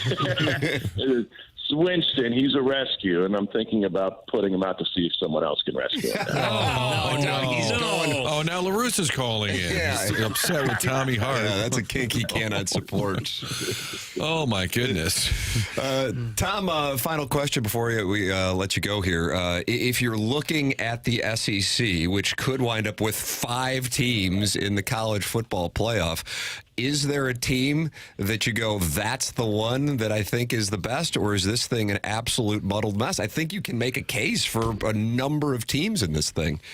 Yeah, I think you could, because it's chaotic at the very top and in the top third, right? I mean, we could have an 8-way tie for first place. Even if that doesn't happen, then there figures to be a massive logjam for second. I've really liked Texas all year. I think they've got great depth, and he's built them into like what would be an SEC caliber roster once they knew they were coming over. And I think Georgia showed Saturday afternoon against Ole Miss they're not built the same way that they have been in the past. So I'd have Texas at the top of that list right now. Texas will get their chance this weekend, going to Arkansas, 11 o'clock game then. They get A&M for a big rematch there after 12 years of not playing each other. That is coming your way at the end of the month. Tom Hart on the call of Missouri and South Carolina after a hell of a call this past Saturday in Columbia. Tom, thanks for joining us. Gentlemen, my pleasure. I hope you have a wonderful Monday. Thanks for having me. Good luck to Winston, too. There you go. That's Tom Hart on the SEC Network call this past weekend on the Callier and Thompson phone lines, and passionate with regard to not kink shaming. And Doug, maybe it's time you get on board with that sometimes too. I do. Sometimes I do when it's warranted. Very, very. Has anybody taken Tom Hart's barking dog yet? Is that taken already? Jackson, have you been scrolling through requests Tom for text Hart's inbox barking dog. It's not a bad one. It's kind of like Wikipedia, where as soon as somebody wins a championship, you go, it's already updated. Yeah, Somebody's already taken Tom Hart's barking dog. You can be Tom Hart's barking dog in the Air Comfort Service text inbox 314-399-9646. Jackson or Chairman Kurt will update the names in the text inbox. Transform your story at Illinois Recovery Center. At Illinois Recovery Center, the team believes in the strength of every individual's journey to recovery. Whether you're taking the first step or continuing your path, the IRC's dedicated team is here to support you. Why choose Illinois Recovery Center? A holistic healing approach, expert care and guidance, safe and welcoming environment, tailored programs for lasting recovery, and a top-notch facility and accommodation. Whether you've made the life-saving choice to seek help on your own or you want to be prepared for the other end of an addiction intervention with a loved one, the chance to learn about addiction recovery is available to you at the Illinois Recovery Center in Swansea. If you or someone you know wants more information about the Illinois Recovery Center, please call 888-472-9559 or visit IllinoisRecoveryCenter.com. Chris Kerber on the call of the Blues' 8-1 loss on Saturday. Very critical curbside podcast, which I was listening to with him and Joey Vitale and Steve Ott and Braden Shen and Justin Falk all laying it out there after another 8-1 loss. We'll get Kerber's perspective coming up. This is TMA, and it's presented to you by Brown & Crouppen in the Fisher Window and Door Store 8 o'clock hour on 101 ESPN.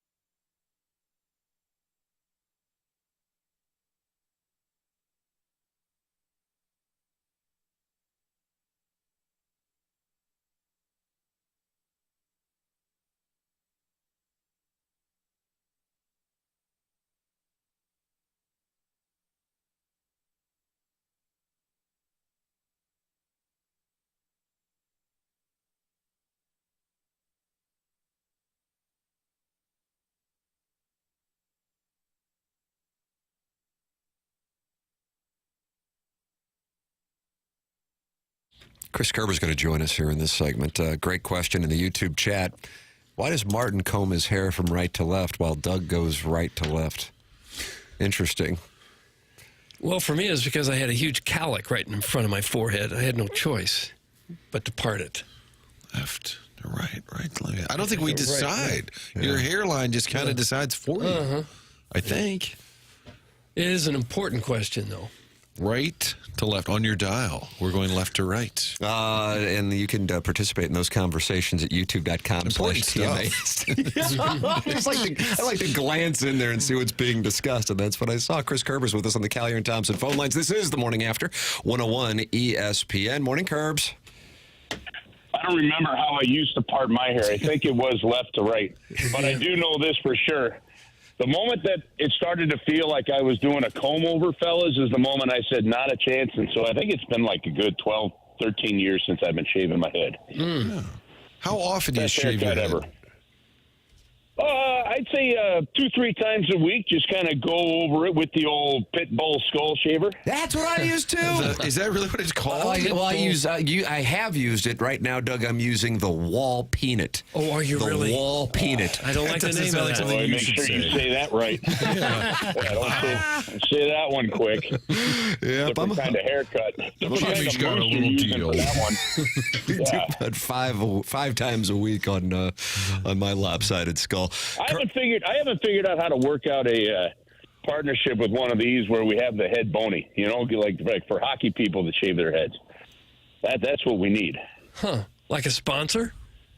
Well, yeah. Instead of the Zamboni, we call it the head bony. Although I don't know if you guys knew this or not. The Zamboni company, obviously they trademarked that name, but they also trademarked Bony. So like.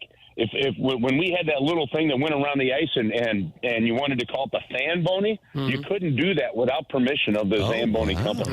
Sharp counselors there at the Boney family. Kerbs, the people are frustrated. They're confused. And I was talking about that YouTube chat. The latest post is, how do you give up 8 goals twice? In one season, that's rough. In 2 weeks, it's really something else. And certainly, Braden Shen and Justin Falk were quite transparent in their frustration following the game on Saturday night. What did you observe? Any similarities between what happened in Ottawa the week before and what we saw on Saturday night? And how can you explain it? Yeah, you know what? I don't, believe it or not, despite the score being the same, I thought it was almost like 2 different scenarios. And, you know, when it was 6-0 in Ottawa, I had gone down a rabbit hole during every TV commercial and intermission, and I literally went back through every year of the team trying to find those. And it had been about 15 times maybe that it happened. But to have those kind of losses in one season, really, really rare, right? And here it is, as you said, twice in 5 games for the Blues. The difference for me in the 2 games was you felt like there were a couple of bounces and things were snowballing against you, and it just felt off in that Ottawa game. This one, you just didn't feel like you were in it. And I think what I felt watching this one, and again, this is just me from way up in the press box. I haven't been in the locker room since that game to go talk to a couple of guys or players about it, get a better feel from the team itself. But for me, the difference was the moment you fell behind early again, you know, it was like the sails just went out of the team. And I think what's happened, and again, this is all a little bit of sports psychology baloney here, but I think what else has happened is, and we've said it for a while, chasing games is hard. And they have fallen behind 1-0 now in 7 consecutive games. Now, they've actually tied the game 1-1 in all 7 of those games, right? But if you look at the 15 games that the Blues have played, they have only had 2 games where they have not trailed. One of those games they never led. It was the Islander game when it was 0-0, and they didn't win it until overtime, right? So a game that they won that they never led. The only other game, only one game this season where they have had a lead in a game during regulation and not trailed, and that's the Toronto game, the 5-1 win. That's just for whatever the reasons are, whatever the personnel is. That's not a recipe for success. And it felt to me in this last game like basically someone just ripped the spigot at the top of the sailboat, right? and you couldn't catch any wind, and then the game just went away from you big time. Were you surprised they didn't take Bennington out? I know it's not a big deal, but that seems to be what they always do, and yet they didn't Saturday. I'm not, because if you look at it, Martin, you go into that third period, and it's still just a 2-goal game. And with Jordan Bennington in net, you get a power play chance or something may happen. Like, you can come back from a 2-goal game. It got out of hand with the 5 goals in the third period. And at that point in time, you've got a backup goaltender that hasn't stretched, hasn't really done anything for an hour and a half, 2 hours. You've got a chance of hope for something getting injured. That to me is one of those where you might have to look at your goalie afterwards and go, man, really sorry about that. I know your numbers are going to take a horrific hit here. But I just didn't think you could pull Bennington at that point. I just didn't think that it would be all that fair to Hofer at that point in time. Now, do goalies view that differently? We know Patrick Waugh did one point, but I don't know. I think it's hard. If it's earlier in the game, you're pulling them, but you're still in that game going into the third period, and that was the tough part about that one. Yeah, I always wonder for a goalie if it's more embarrassing to get pulled or to get left out there and have to wear it. Yeah, that's an interesting question. You know, when Jordan did come in that Ottawa game, I asked him afterwards, and he says you kind of get a feel for it. The coaches a lot of times don't even. You just kind of know when it's coming. So you are doing things on the bench, little stretches, little things like that to get ready in case it does happen. But you know what, guys, and I'm not going to try to put words in his mouth because, like I said, I haven't talked to him yet about it, but. You know, Jordan to me is the kind of guy that's like, no, I'll stay in there and take it for, you know, and do what we got to do. You know, he's one of the leaders on this team. So I don't think it was an issue in the end for Jordan to not come out of that game. How much of their recent problems can you pin on the fact that they don't have Robert Thomas and they don't have Philip Broberg now? Well, I think you can pin a lot on that. However, that is a reality that's still going to be a reality for another, 4 to 6 weeks here. So, the issue with Robert Thomas is you're losing 18 to 22 minutes a game of a top centerman that was top 2 in the league in faceoff wins. The faceoff, although they did win the faceoff battle in the last game. So you have to wonder some of these things. That they only won 30% in Toronto and won 5-1. They won the faceoff battle last game and lost 8-1. So figure that one out. But there is definitely a factor with that. And Broberg was clearly playing as a top 4 defenseman, and top 4 defensemen are not easy to find, as we all know well. So it's not just that, though. I think you can't, discount the fact that you don't have Nick Leddy. I also think, especially with the season he had last year, I don't think you can, forget that Torrey Krug is out for the whole year. But I think Ryan Suter and Colton Parayko have played really well. The thing of it is, Doug, is there are struggles in the game. This is a team that right now, because of the injuries, and Drew Bannister has said this, has got to be comfortable in close games. You've got to be comfortable with it just being a 1-1 game going to the third period, almost like the late 90s, early 2000 New Jersey Devils, right? You've just got to be comfortable with that kind of a game, and you've got the goaltending to keep you in that kind of game. That said, and because of those injuries, you've got to do that. The reality of it is, though, is an 8-1 drumming twice in 5 games. That's not injuries. That's other guys, that some of your other best players not playing to the level that they need to play. Those injuries are not causing turnovers at the blue line by your highest skilled players. Things like that. It's just decision making, and I like what Braden Shen said. There's accountability in the room, and what prevents that? It's simply playing better for the guys you're sitting next to in the locker room there, and making sure that you're the one doing the right thing with the puck, and they'll rebound from it. But yeah, that was a tough one to take on the chin twice in 5 games. Well, I am intrigued to see how they respond tomorrow night. Boston Bruins coming to town. Pregame 6 p.m. here on 101 ESPN. Chris Kerber will be on the call. He is with us on Mondays here on TMA. Kerbs, appreciate the time, sir. Thank you so much. All right, guys. Have an awesome week. You too. That's Chris Kerber with us here on 101 ESPN. Tim McKernan, Doug Vaughn, Martin Kilcoyne, Jackson Burkett with you on the program. We welcome you to call into the program. Anything and everything is welcome. Chairman Kurt takes those calls. We haven't taken a call, have we? I don't believe so. I saw him on the phone. I hear this earlier. 314-974-0101. Send your emails in to compete with the greats. Can you beat Buck Swope? The morning after at InsideSTL.com. Design, air, heating, and cooling email of the day. And you can listen anytime you want via the Schaefer Door Company 101 ESPN app. And there's also the TMA STL app. Tim McKernan, Doug Vaughn, Martin Kilcoyne, Jackson Burkett with you. This is the morning after, presented to you by Brown and Crouppen on 101 ESPN.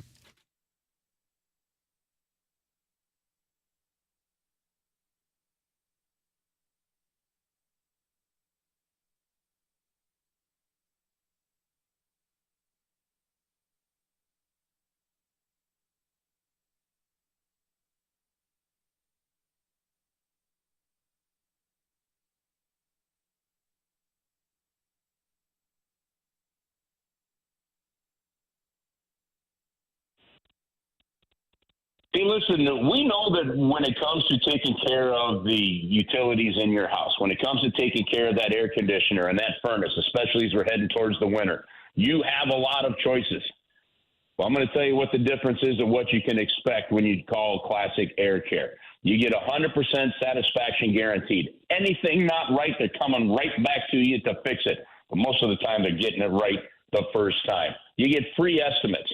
There's trained local technicians that you know are your neighbors, so they're going to want to make sure that they do a good job for you. They've got 24/7 helpline. That's right, 24/7. That's 7 days a week. If something goes wrong, they can help take care of it. You get peace of mind, and you get commitment to the community. They recently put furnaces in 3 homes free of charge as part of their commitment to the community. It's Classic Air Care. You can book an appointment online. They've got a 3.8 or a 4.8 Google rating, and the Google ratings are right at the top of their website. Go to classicaircare.com, and you can read for yourself all those difference makers that I just told you about. We know you've got a choice. The one to choose for satisfaction guaranteed is Classic Air Care. Book an appointment online at classicaircare.com.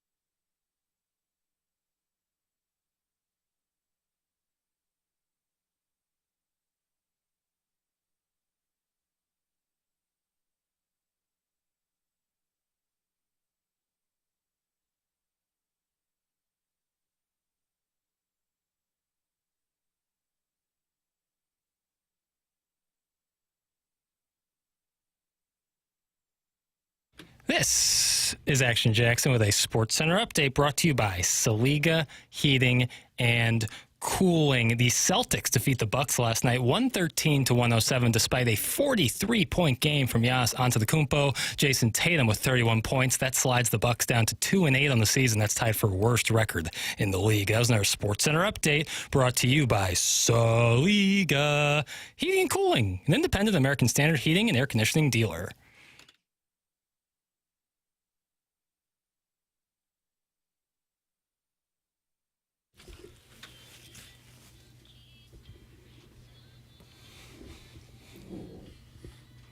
Ladies and gentlemen, Mr. William Gilman. Mm-hmm. Billy? Billy. Jackson, is this your response to Mitch Kumstein? Well, it's a Monday tradition. And, yeah, I do. I want to play more fun returns. I would. I do. It's just sometimes there's a lot going on. I just want to get in. Sometimes we're behind, and it's like, oh, you play music. It takes a little longer. Mm-hmm. But I'll incorporate more. I don't care. But you're kind of fed up with the whole situation. Does sound like it. No. Are you tendering your resignation? No. What else would I do? That's a great question. Yeah, well, we can all ask ourselves that question. Take your texts and calls. What else would Jackson do? Yeah. Oh, and I would like to apologize because you're issuing an apology. Doug, get ready with your apology. Okay. I buried the lead because we had Bill DeWitt III on the show the other day, and he was very forthcoming. And then over at Fox 2, on the digital side, Joey Schneider writes a lot of sports-related stories for the website. And he said, I'm going to listen to the DeWitt interview and do a write-up on the website. I said, that'd be great. So I read the story, and it mentioned my name, and then it said Tim McKernan, and it said sports analyst. And I thought, there's the lead story for Monday. Well, that'd be nice if they called Timmy an analyst. And I don't know if he could have said host of the Morning After or dirtbag.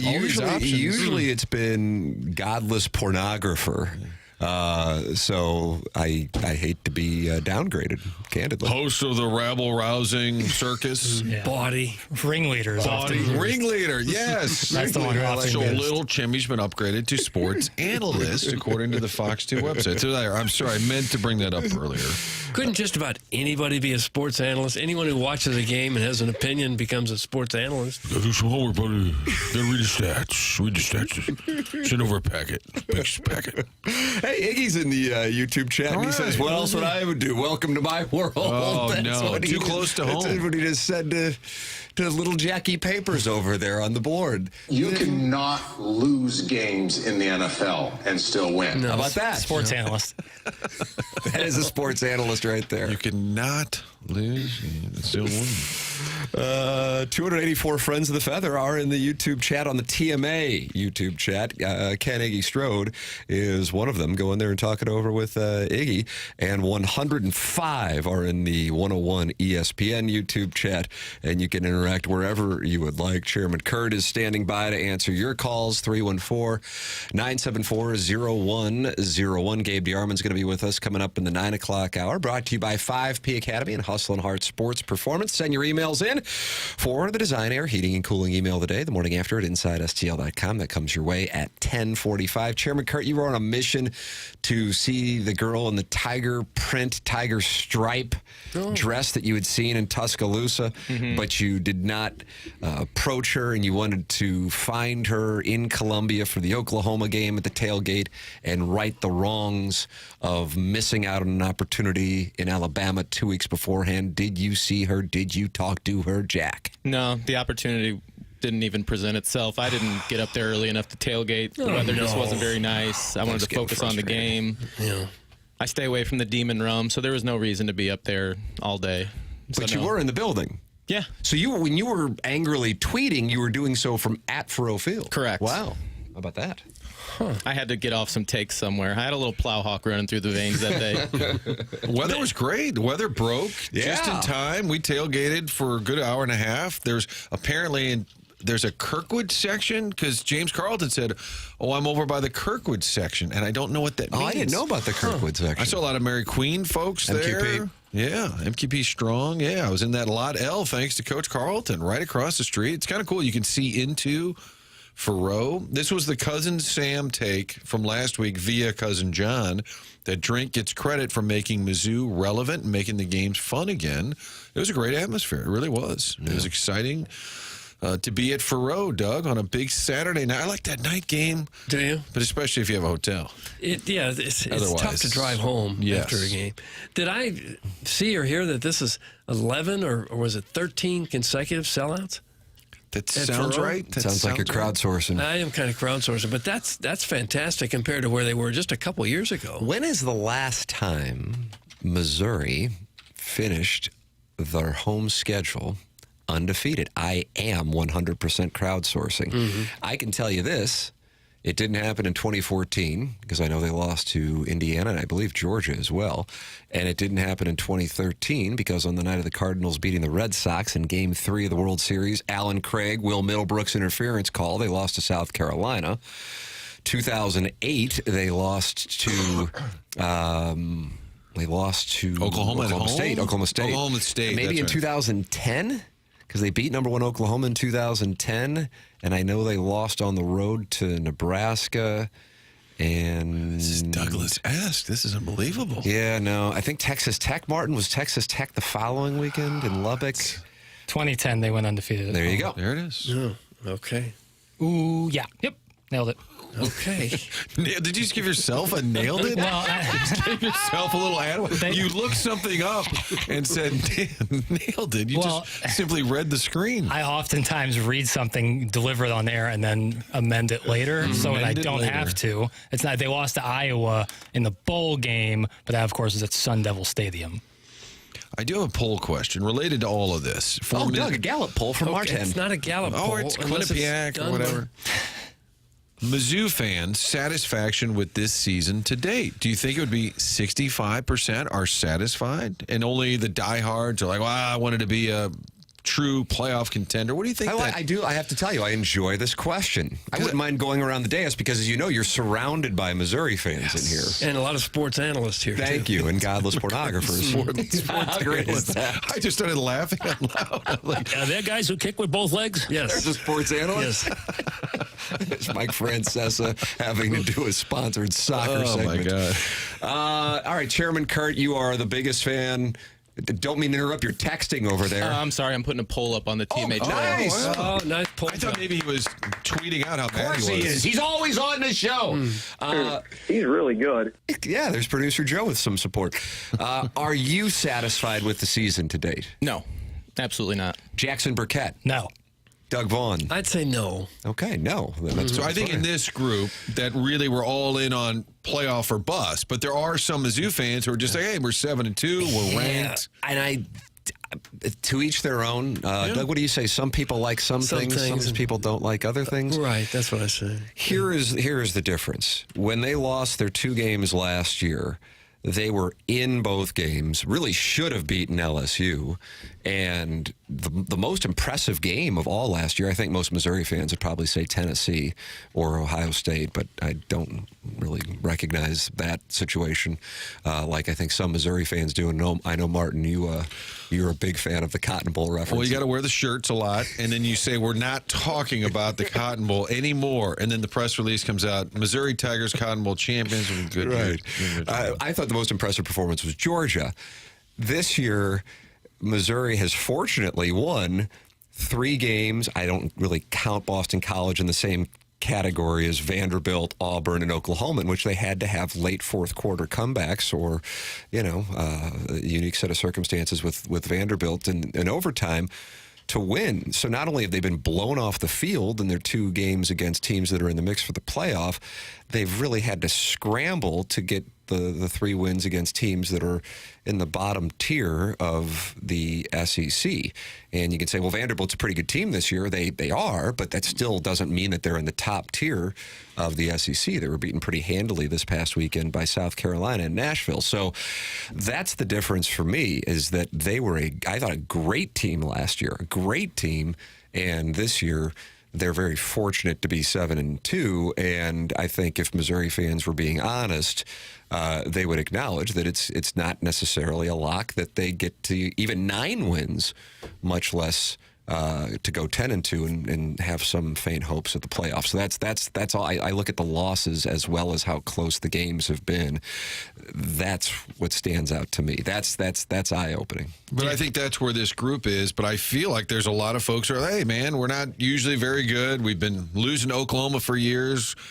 We beat Auburn. I don't care if they're bad. We beat Oklahoma. I don't care if they're bad. I think there is a segment out there that's plenty satisfied that Mizzou is ranked and winning some games, even if they're great escapes, which a lot of these have been great escapes down at Faroe. But I'm with you in that same sentiment, but I think a lot of folks are generally pleased.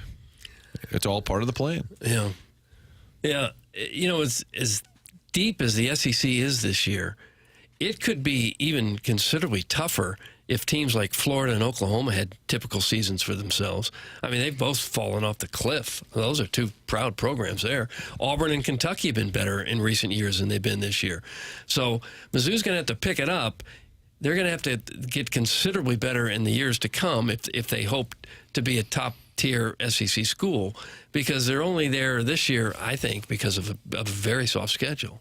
Yeah, I think if they wouldn't have gotten embarrassed by A&M and Alabama, like I had them, like losing to them was not out of the possibility, but getting embarrassed, and that's when people around the nation see you, is when you play teams like A&M and Bama, and to get just absolutely boat raced in those games is what makes me, if they had lost by a touchdown apiece to each of them, maybe I'd feel different, but they got smoked.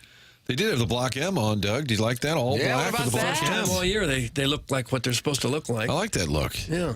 That helmet, for sure. That's the helmet you're supposed to wear every week. Jackson, how do you feel about that? That was their best uniform so far this year. Wow, you and Doug are on the same page. That was their best uniform so far. Because they actually look like Missouri. Well, I think they're all Wisconsin players. They all look like Missouri. No, sometimes they don't. Sometimes they look like LSU. But that's my favorite look. Block M helmet, all black at night. I think that's like, to me, that screams Mizzou football. It was a blackout. I saw some people. They were about to black out, I think. There was a guy older than me falling up the steps. That's impressive. He was trying to head towards the bathroom, and people that were on the aisle seats were kind of like pushing him up. You know how you pass something overhead, like a beach ball or something? I felt like they were passing him up the steps, and they just didn't want him to fall on them. And they just kept pushing him up the steps. So I said, he took that blackout a little too serious. The Colonel's going to join us coming up in the 9 o'clock hour. He is brought to you by James Carlton of the Carlton State Farm Insurance Agency. And we'll look forward to talking over the Colonel. And you can send your questions in via the Air Comfort Service text inbox, 314-399-9646. Mark Hanna sponsors Jeremy Rutherford every Wednesday here on the program. I got a chance to talk it over with Mark over the weekend. Wonderful people, and somebody I advocate for here on this show for our listeners. If you do not have a financial advisor, get one. Period. But if you're looking for one, I really recommend Mark Hanna of Evergreen Wealth Strategies. 314-889-0503 or go online at evergreenstl.com. It's Mark Hanna with Evergreen Wealth Strategies. And one of my biggest regrets in my 20s was not having a financial advisor and getting things going at a young age. So if you're in your 20s or 30s and you don't have somebody, work with somebody the caliber of Mark Hanna, and you will be grateful that you did once you get to your 40s and your 50s. Mark Hanna is with Evergreen Wealth Strategies. He's a life Sherpa in addition to a financial wizard. 314-889-0503 or go online at evergreenstl.com. Big-time fines being handed out in Salt Lake City as suspicious calls were labeled by the Utah athletic director toward BYU after the Holy War. Final couple minutes officiating. We will have that for you, in which an AD did not pull any punches following the game, in addition to Utah's head coach as well, Kyle Whittingham. That coming up, as well as the Colonel, Gabriel P. DeArmond, the Design, Air, Heating, and Cooling email of the day. That's all up. And Martin, you have booked an Irish band for us? We have a guest from Tullymore stopping by the studio. Oh, and the surprise guests are now booked for the next 2 weeks. Oh, my goodness. This just in, yeah. I don't think the show, Doug. I don't think Jackson even knows who are we this is. I may not tell you, in fact. Do we have to do some clogging when the Irish band comes in? No. This is a little more like a Mumford & Sons sound. This is not dance. This is not like little schoolgirls dancing. I gotcha. Yeah, the Sadie Hawkins. All right, that is all coming your way here on the program. It's TMA. It's presented to you by Brown and Crouppen. This is 101 ESPN.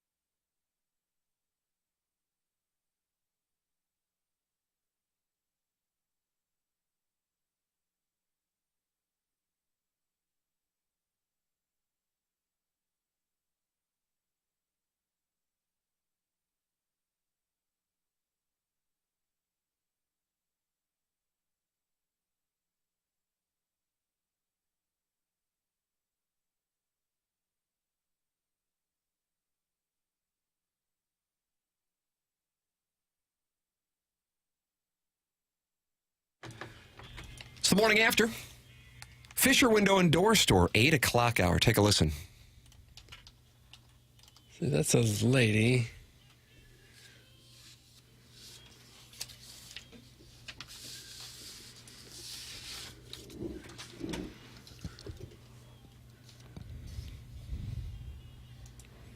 Lover man, oh, where can you be? Are you in the YouTube chat on the TMA STL YouTube chat or the 101 ESPN chat? Where is the lover man?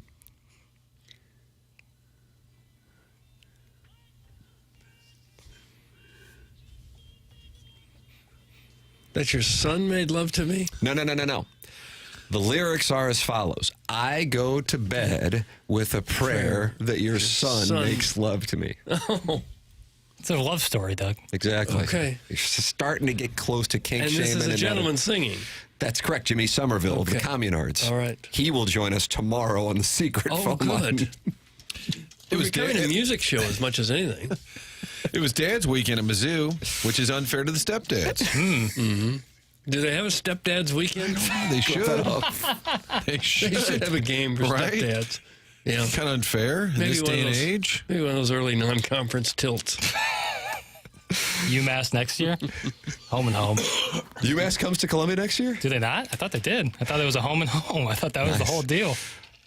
Yeah. I'm looking By it the up way, right Tom now. Hart wrote me back. He said, obviously, Winston does not like you guys, the dog Winston. Yeah. Because I said Tom Hart's barking dog is now a thing. And he said, obviously, the dog doesn't like you guys. As of right now, on Saturday, October 18th, the UMass Minutemen will be coming to Columbia, Missouri.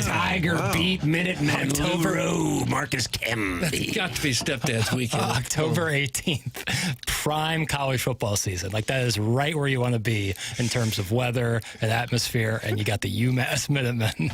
Want to stand on business that weekend. Maybe they do that on purpose, thinking that it is such a prime time that they'll get a big crowd, whether the opponent is attractive or not. Sounds like a homecoming weekend. I was about to say, it's reeks of homecoming. And that'll be probably a 3 p.m. start. Yeah. And I'll wind up at my house again on homecoming weekend. Yeah. Could be worse. Yep. My son's father made love to Doug Vaughn one time. That's from Not the Injun case. Joe's Cave Ride Okay. Magic Injun Man. Joe, What's where's going the- on, Doug? Where's the suspension logule? Here it is right here. Let me get it out if you guys have just a second. Sure. Injun Joe's Cave Ride Magic Man has been suspended. He's been gone. suspended a period of 2 days' time, and his name, as we speak, is going into the Illinois Recovery Center suspension logule. I don't expect it feels very good. It's designed not to feel good. As punishment, Injun Joe's Cave Ride Magic Man. He's also been put on notice. So what happens when you get put on notice? Well, I let him know that if this happens again, I'm going to call his parents. But he's like 60. Well, yeah, they're not going to be happy. They're not going to be Then happy. we'll call his kids. I'll send an email out to Delmar Gardens and let them know what he's up to. Caller Buzz says, I got serviced with my wife's toes yesterday. Very impressive game ball to her. That's from Caller Buzz. He won the Milagro Tequila Lister of the Month in June 2023, I didn't he? feel the show going off the rails right now. You're going to like her toes. Okay. This is segment 8-4. 8-4 is the one that you're looking for. Hey, guys, more people in St. Louis are into the Chiefs than Missouri football or basketball. Here we It's go. sad but true. That's from Big Tough, who has been texting in angrily about Missouri talk all morning. Oh. Well, maybe more so than Mizzou basketball. Yeah, I'd probably agree with I that. would agree with that part, yes. The Chiefs are popular. There's no doubt about it. Boy, we had the Bears, Patriots, and I don't know why on the two Jim Foxes. Dandy. And people. Showdown. Corey Miller at News Channel 5 called us out on Twitter. I thought, oh, boy, now I'm going to be watching those NBC games just to critique. But it was a miss. I don't know why we didn't have the Niner-Bucks game. That was the A team. And on occasion, you get to pick. Sometimes they just decide, and we are considered a Bears market, which they usually do okay in the ratings. I think even Chicago fans now would say, we're good. We're good. We're checking out. Give us someone else. Yeah. That Caleb Williams got sacked 9 times. The Bears aren't very good. So I apologize for those who were angry, but the Chiefs were on Channel 4, so I'm not sure most people noticed. That's right. The Chiefs are playing at the same time. First noon kickoff of the year for the Chiefs. They're usually a 3 p.m. or night game on Sunday or Monday. Monday. I thought that's why Romo was there. I thought maybe he was doing the Chiefs. Right. And it was I thought the same thing. like right down the road. You can always get in a car. They whip him back to Kansas City. But no, he was in Dallas on Sunday. I guess he has access to a jet. You think he might be on the PJ? Yeah. He's usually on the range. Probably owns one himself. Yeah. Was it $18 million a year they give him for that? For one football game a weekend? Ask that Big Tuft how the bandwagon is. That's from Pele Blanco, who's not happy with Big Tuft for jumping off the Missouri bandwagon. Is there a Pele Blanco and a Pablo Blanco? I believe so. One of each? Yeah, I believe so the we got Blanco both. brothers, kind of like the Alus? Got Moises, Felipe. Jesus was the third one. And he always had neck problems. He was always twisting around his neck like he had a stiff neck. Jesus Alou. You remember him, Martin? I do not. Wasn't there a Matty Alou? Matty Alou was probably the best one. Philippe Alou was an all-star. Are there four of them? Too. There's three. All in the same outfield for one game, I think, with the Giants. The Missouri Chiefs, they won just because Jackson wanted them to. That's from Mr. Siders. He's very critical of Jackson's 7-iron defense. What was that? Not for me. Okay. I said it right as they blocked the kick. I said, somehow these guys are going to win this football game. These guys, a short field goal. Somehow the Chiefs are going to win. And they had 25 guys there to block the kick. That was unbelievable. No one blocking anybody at all. Were you with John Vaughn, a big Broncos fan, when that happened? He was texting right when it was over. He said, "Can you believe we're going to win this?" And then, oh my God, that's the next text. It's just they always find a way to win. It's very frustrating. It makes me nervous when a team, in that case, the Broncos, didn't try to score the touchdown necessarily. I mean, they were like the 15-yard line, weren't they? I mean, it's a short field goal. I know, but why not put it on all 11 guys instead of just one kicker? Whenever you're counting on the kicker to win it at the end, it makes me nervous. That seems like that seems results oriented. I'm gonna be honest with you. Well, I always kind of feel that way. That Lions kicker got one at the buzzer for Detroit. that? What a comeback. Got two bombs that were right at the end there. Yeah. Same kicker who took down your Battlehawks last year in Michigan. Remember the Panthers kicked that 64-yarder? I did. That was the same guy? Kicker, I didn't realize that. Really? I didn't know you would know the Battlehawks lost to the Michigan Panthers on a 64-yard I field actually goal. was aware of that, Okay. and I did see that. I mean, he just slid that thing inside the left upright. I mean, it does seem like that we're on a collision course for the Chiefs and the Lions. I would love that for their case. I know, man. That'd be great. I'd love to see the Chiefs be undefeated going into the Super Bowl with the Lions. As soon as that kick went through, Coach Beck texted out, "I know the feeling because you're Battlehawks." That kicker for Detroit was selling bricks a year and a half ago. I didn't even know that was a job. Jackie, there you go. You said, what would I do? You could be a brick salesman because one guy left the industry. And then I can replace him too, and then kick for the Lions. You could end up kicking for the Lions. Shout out to my boy Jack Fox. I guess you'd have to sell bricks to construction companies to make any money, right? You'd have to sell in bulk. You wouldn't sell them Not one at a time. At Home Depot. A la carte. Door to door. Door-to-door brick salesman. Yeah, that probably wouldn't go Seize through. your autograph by Timmy. That adds value to him, Doug. Doug, I want to treat your face the way Moises Alou used to treat his hands. That's from the life coach. Now, what in the world does that mean? Jackson? And leave you quivering. Moises used to pee on his hands. Remember that? Is that right? The Cubs outfielder, Marlon. He would pee on his hands? Yes. Why? You're cake shaming. To toughen them up. A bunch of them. Julian Tavares used to do the that great as well. Julian Tavares. Yeah, friend of the show. Hold on. Like in the on deck circle, they would just someone would cover them. No. And that's why a lot of people would get those green seats as to why Moises Alou let himself. So they have. You're asking the questions, asshat. I know you're intrigued. It's a real thing. Okay, I get that. But logistically, do they have bottles of it? No, I think in their own time they would manage to do it. Okay. And it would put calluses on their hands, and they said it was for handling the bat. So it wasn't just before they went up to bat. They would do this. Well, correct. Okay. Yes. Well, you're saying this like I should know. Guys did steroids. It wasn't in the on-deck circle. No, I get that. But if it's for grip, wouldn't you want it when you're going to be gripping something? Well, I think it would build up their hand. Okay. That seems like a terrible idea. But Moises was Felipe's son. So it was Jesus, Felipe, and Matty. He was the guy that Steve Bartman took the ball away from. Yeah, I remember that. That's right. Yeah, That's exactly right.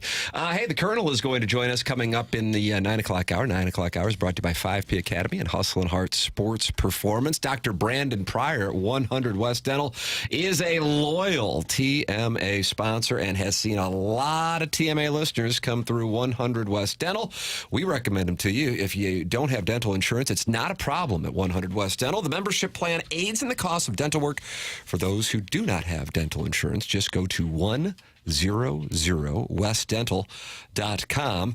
And no phone calls needed to get in. Just check the calendar online at 100westdental.com for availability, and you can book right then and there. I went out to their offices right across from Munganess St. Louis Acura on Manchester in Baldwin, and they are world-class. Brand new offices with the top-of-the-line technology to take care of you. Dental health is not separate from the rest of your body's health. As a matter of fact, poor dental health can impact the rest of your health. It strikes me as logical, but sometimes people separate the two. Don't allow that to happen to you. Go to Dr. Brandon Pryor and his team at 100 West Dental. And they have a huge offer going on right now that if you mention my name, you get $1,000 off an Invisalign package. And if you're on the fence about Invisalign, they have a digital scanner that can show you a simulation of what it'll look like before you even go through with it. It's 100westdental.com, and let them know that I sent you their way at 100 West Dental. Gabe DeArmond, presented by James Carlton, coming up next. This is TMA, presented to you by Brown and Crouppen on 101 ESPN.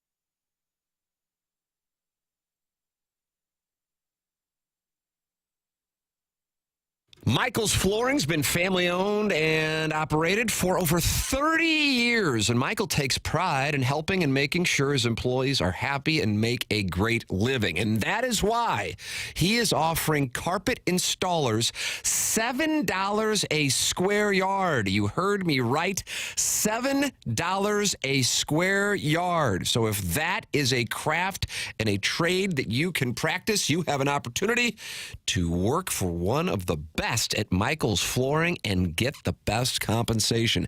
$7 a square yard. His passion is flooring. And when you order from him, he wants you to have the best experience for the best price. And that's why he is making sure he gets the best installers and gives them $7 a square yard, which is just an incredible compensation package in this industry. Want to learn more about it? No problem. Michael's Flooring is online at igotfloored.com. That's Michael's Flooring, offering carpet installers $7 a square yard. Go to igotfloored.com to learn more.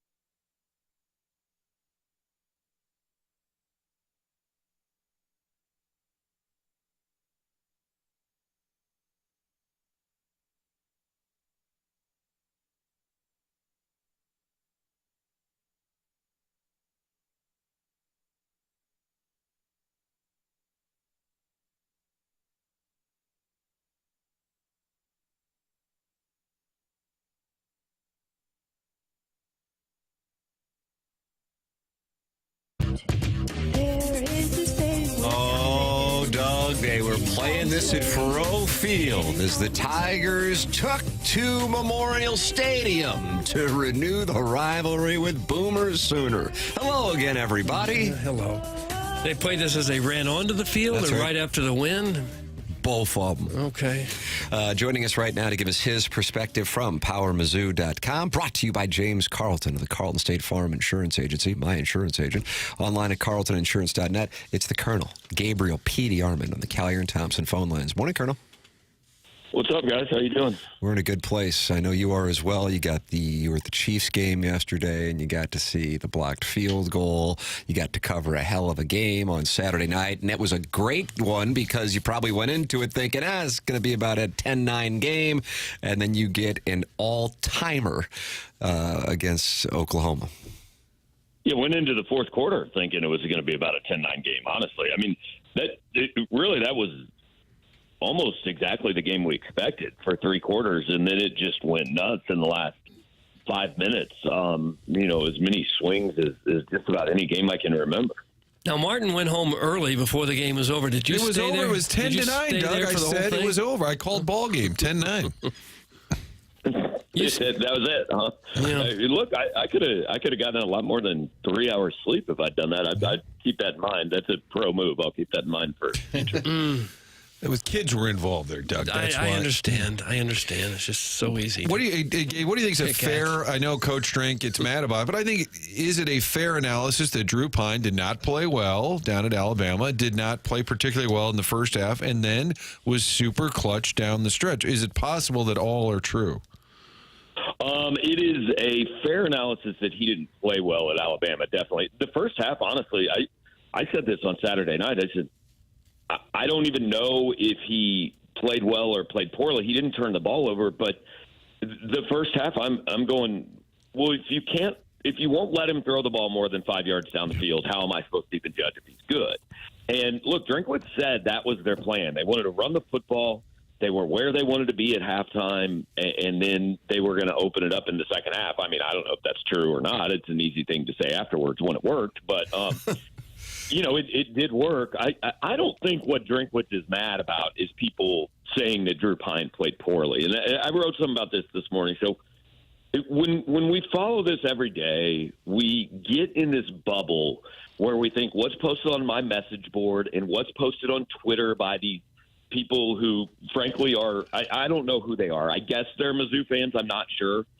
But they've developed this online following, and it's like almost an alternate reality for them, right? Where, like, hey, I'm playing this character online, and I don't think anybody really thinks a lot of the things they tweet. They're doing it because, look, it's edgy and it's funny, and I bet this one will get a reaction, and they're chasing the high of that engagement. And, I mean, people say things online that are, A, dumb, B, cruel. And I mean, a lot of the stuff about Drew Pine, it wasn't he threw 3 picks. It wasn't critique of play. It was just over the top foolishness. And not saying like, anybody was personally attacking his character, although I am sure there was some of that, and I probably saw some of it. I think Drinkwitz is talking about the over the top stuff that is a little out of control. Frankly, I think he's right. The online discourse about sports is it's pretty terrible. It's not a great place to be. If you want the truth, people say things that are way over the top, and I don't even think most of them mean them. But again, we get in a spot where we think that's actually representative of people. It isn't. I was in that stadium on Saturday night, and man, Mizzou fans were fired up. They treated that like a big game. If you read my message board last week, if you read Twitter, you would think this season had ended, and they were 4-7, and nobody cared. If you read my board during a game, you would be convinced Missouri's losing every game by 60 points. It's just not representative of the real thing out there. And so I think Drinkwitz is falling into the trap. A lot of us do, where, hey, this is what's in the public, so we're going to pretend that this is actually representative of the fan base, and it's not.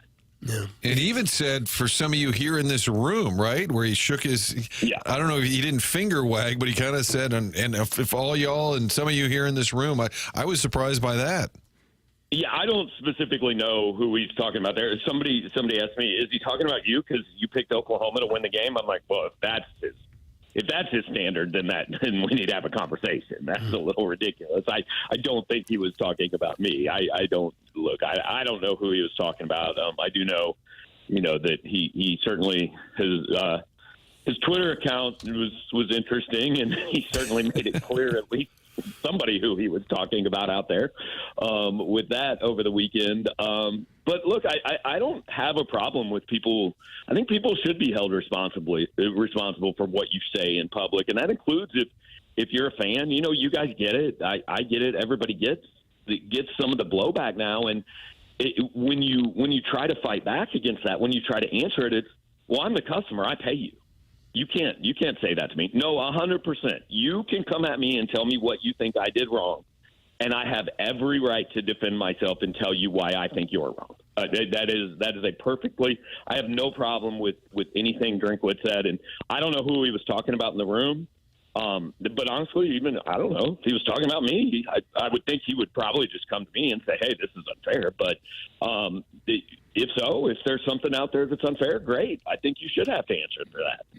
And a lot of coaches like to play the us against the world card too, and maybe there's some of that going on. As far as Drew, go ahead. Go ahead. Sorry. No, didn't mean to interrupt you. Sorry, Gabe. No, I was just going to say, I think the kids honestly handle it. I asked after Drinkwitz said what he said. I asked some of the players, okay, your coach says to block it out, but clearly he doesn't block it out. So do you guys use that for motivation? And they were all kind of like, yeah, whatever. Yeah, we said people who tweet, they're not playing. They don't know. We're just going to go play and do our thing. Drew Pine said he wasn't even on the internet the last couple weeks. So I think they do a pretty good job. I think it's us in the media and maybe Eli Drinkwitz a little bit who are making it bigger things than they are. Gabe Yarman with us, brought to you by James Carlton of the Carlton State Farm Insurance Agency. Drinkwitz also following the game on the SEC Network broadcast. In the interview on the field, talked about the playoffs. Two questions with regard to that. Missouri would, of course, need to beat South Carolina, close to 2-touchdown underdogs as it stands right now. What percentage would you allocate to Missouri getting into the college football playoff, Colonel? I mean, I just did this on our board. It's no more than 15%, I don't think. Ooh, wow, that's high. Nice. I mean, that's maximum. But like you said, first of all, they have to win every game. They probably have to win every game fairly impressively. I mean, they can't go, beat Mississippi State by 4 and Arkansas by a touchdown. But they have to do that. And then their problem is there's 7 SEC teams that still can finish 10-6 or 7 that can still finish 10-2.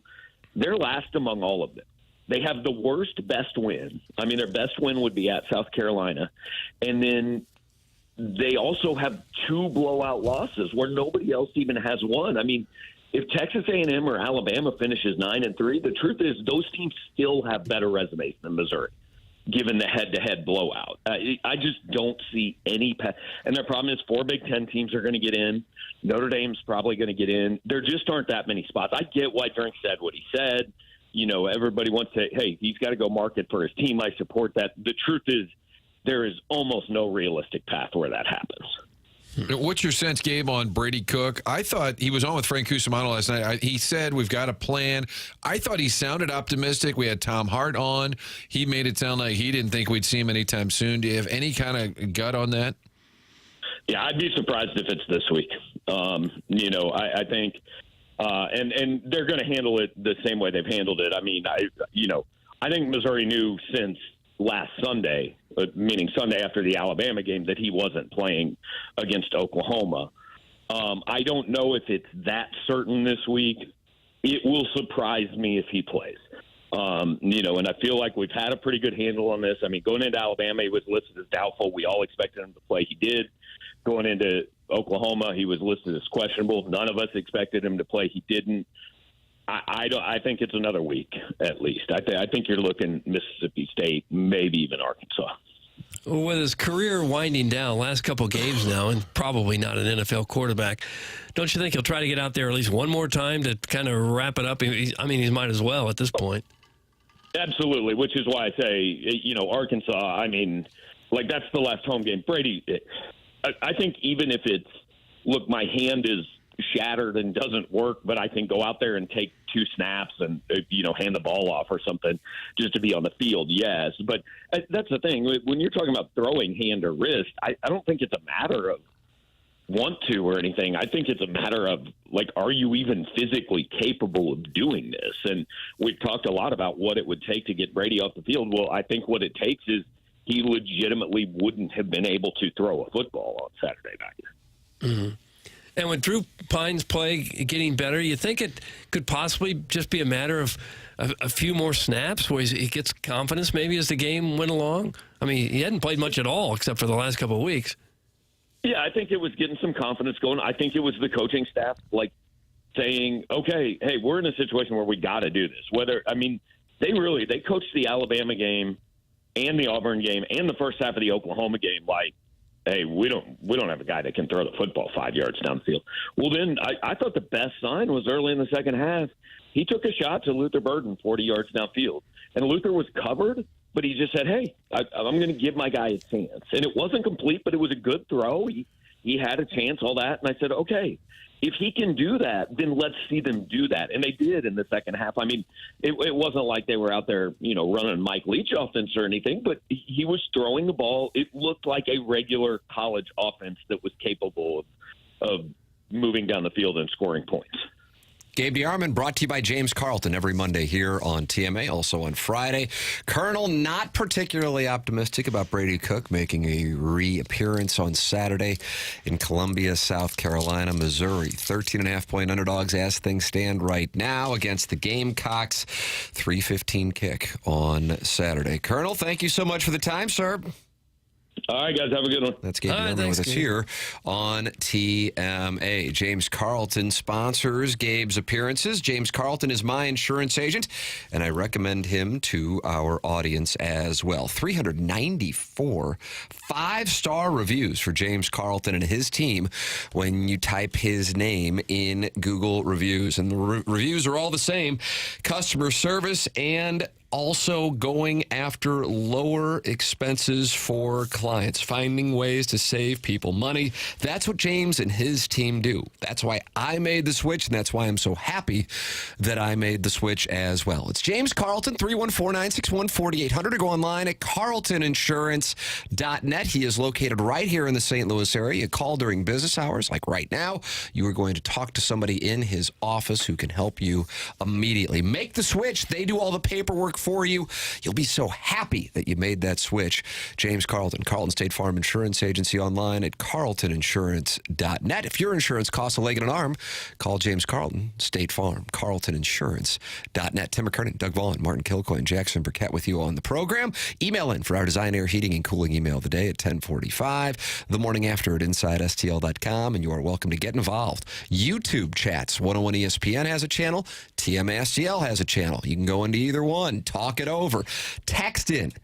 Air Comfort Service text inbox 314-399-9646 and call on the Collier and Thompson phone lines 314-974-0101. Schaefer Door Company, sponsor of our 101 ESPN app and the TMA STL app. There it all is for you. Get involved. Interact with the program. It's TMA. It's presented to you by Brown and Crouppen on 101 ESPN.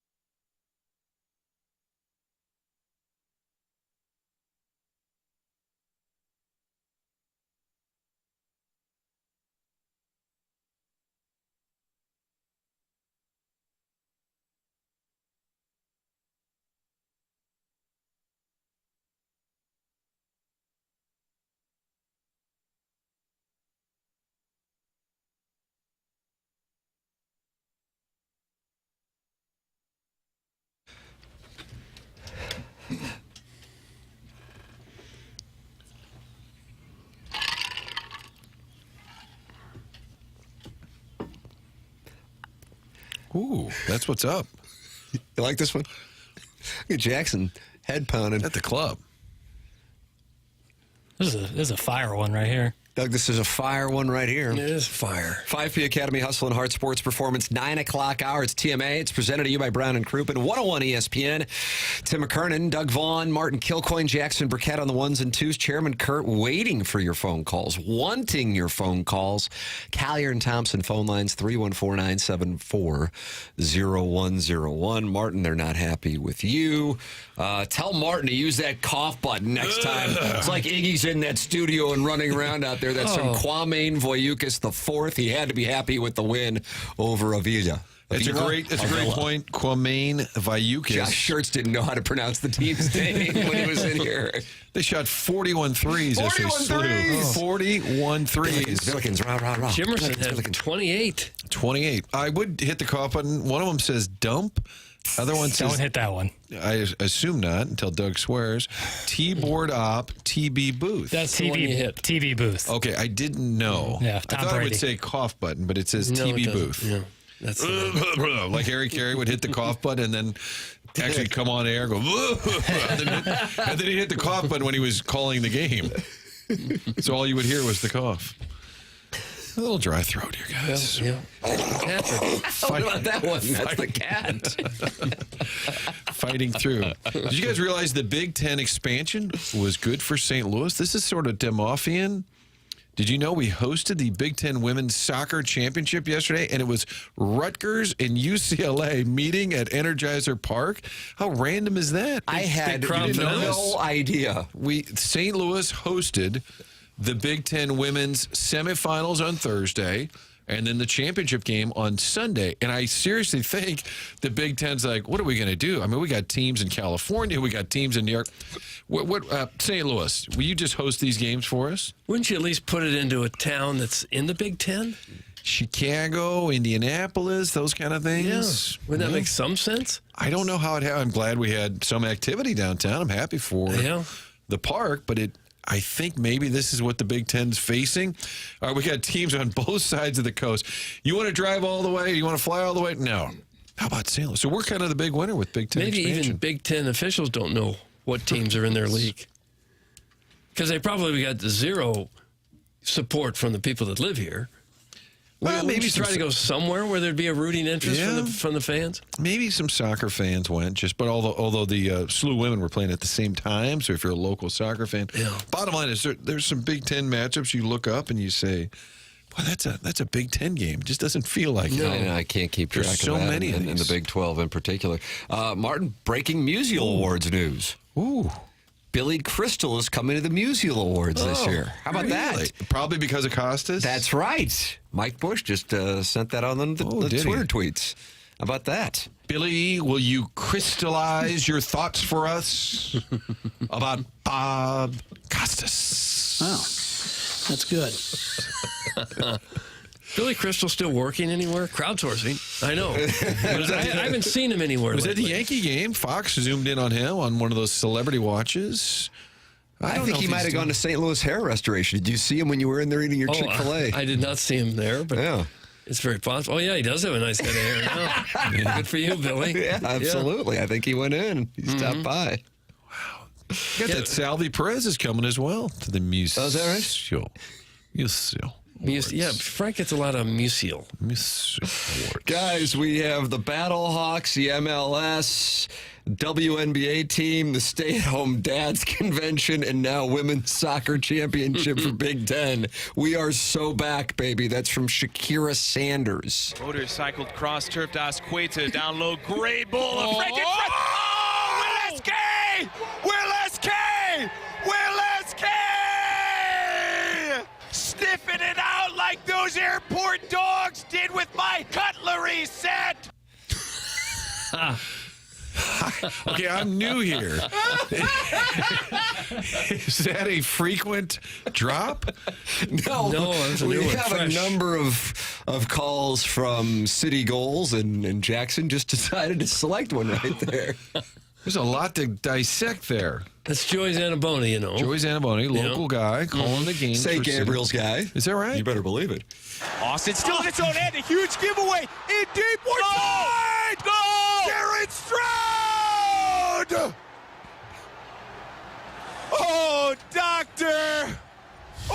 charge him for a second-hand Bowflex.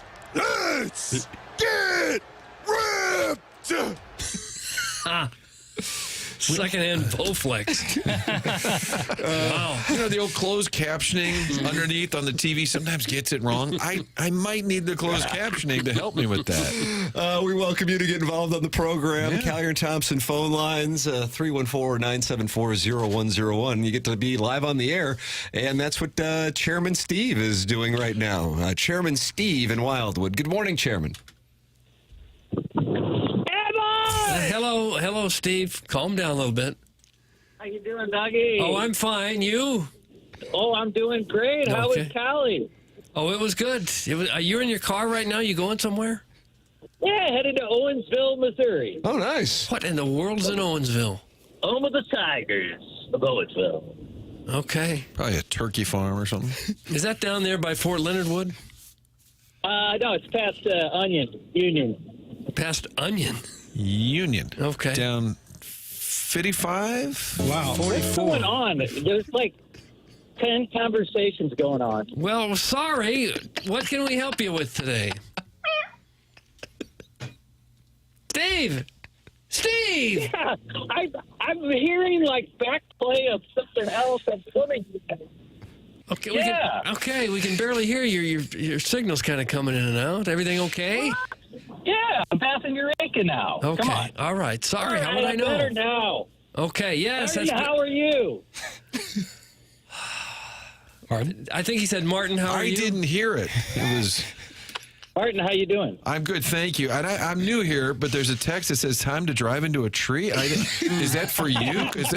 That's not very nice. No. They want me to die when I call in. You can just go through that text line. You'll see ways I can die. They won't be getting a musical for that. I see Martin once a year at the opening day. He does live shots from our 8th floor balcony. Oh, that's right. Oh, do you? One Cardinal Way.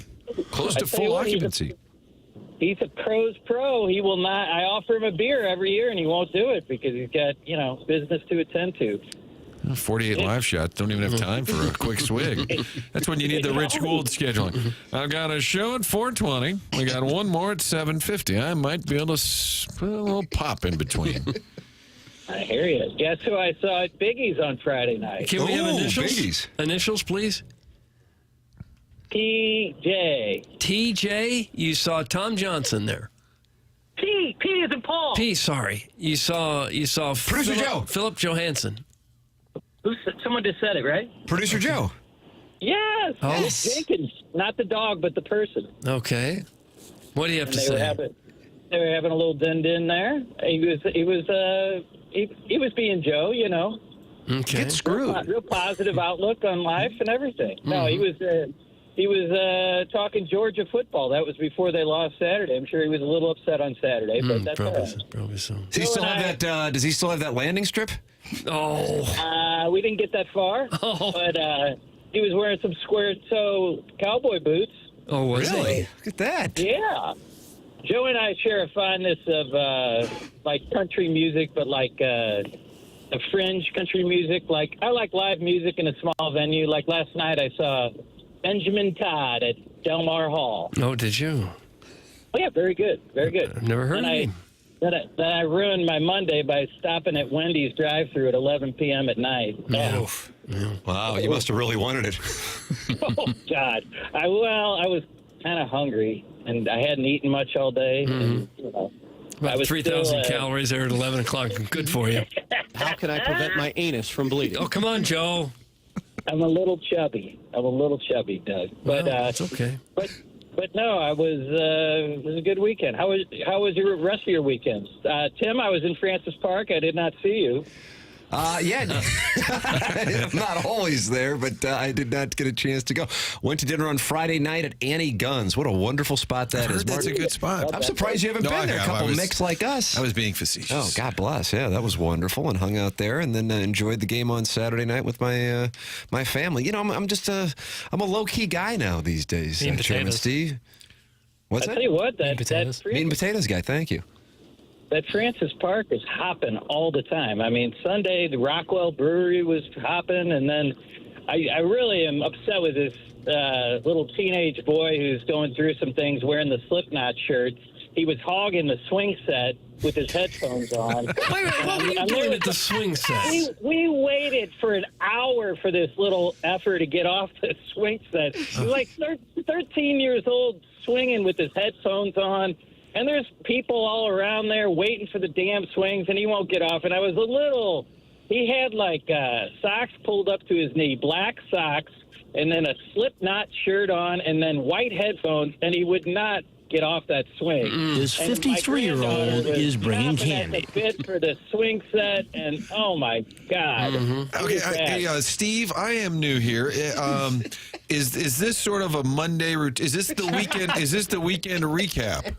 No, I call it about once a month, and then I just talk about things, and then people want me to die, and then now that you have these breaks so short, you'll cut me off a little faster than usual. Well, there's a positive. I try to see how long I can talk, to be honest, and then they just get mad. Read the text line. Owensville is home of the Dutchmen, not the Tigers, knucklehead, according to the text. The Tigers. Let's see. This is from the recovering alcoholic in Belleville and Webster Groves. Hey, Steve, good sermon at church on Sunday. What's your plan for Advent? Want to have sex in between afternoon services at McCausland. That's the recovering alcoholic. From Beth. Yeah, you call it Stinker or McCausland, Doug? Usually Stinker. We go to the same church. Okay. Me and him. Yeah. But I don't go as much. But my wife used to want to go, and then she doesn't want to go anymore because she's the religion driver. I'm a passenger on that one, so wherever she wants to go, I go. We go to the cathedral sometimes, a little bit here and there. Sure. Okay, we've been here a long time. We good? Yeah, this one is a little short and to the point. Brutal. I'm out. I make that my handle. Brutal. I'm out. Okay, well, have a good time in Owensville. All right, I was waiting for some more text, but whatever. Okay, all right. There's the Colonel. Thank you, Chairman. There's our Milagro Tequila Listener of the Year. What? Yeah, he won the Listener of the Year. 2023. What was the candidacy? Kind of like when they hired Linehan. I want to know who was runner-up. Chairman Steve. And get this mother effer off the air. It's from Jackson's lone wispy pube. All right, that's enough. Shut him the F up. Nobody cares. Die. Oh, that's why I shaved my balls for this era. That was harsh. Too harsh. Send your emails in the morning after. Does he know we're in 9-2? We are in 9-2 still. Munganess St. Louis Acura, Munganess Burkhardt Alton Toyota sponsor the 7 o'clock hour on the program. Used to be. And then the 10 o'clock hour as well. And I am a longtime customer here at Munganess St. Louis Acura, Munganess Burkhardt Alton Toyota. Even if you don't get your cars from there, I don't know why you wouldn't, but even if you don't, get your cars serviced there. They are as accessible as the day is long.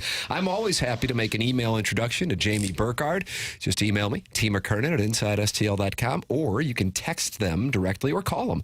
This is a number that's specific for TMA listeners, too. The number is 314-252-0029. It's Munganess, St. Louis Acura, Munganess Burkhardt, Alton Toyota. They couldn't be more accessible for TMA listeners. Tim McKernan, Doug Vaughn, Martin Kilcoyne, Jackson Burkett. You can call in. Who would want to follow Chairman Stephen Wildwood, though? 314-974-0101. Callier and Thompson phone lines. This is the Morning After, and it's presented to you by Brown and Crouppen on 101 ESPN.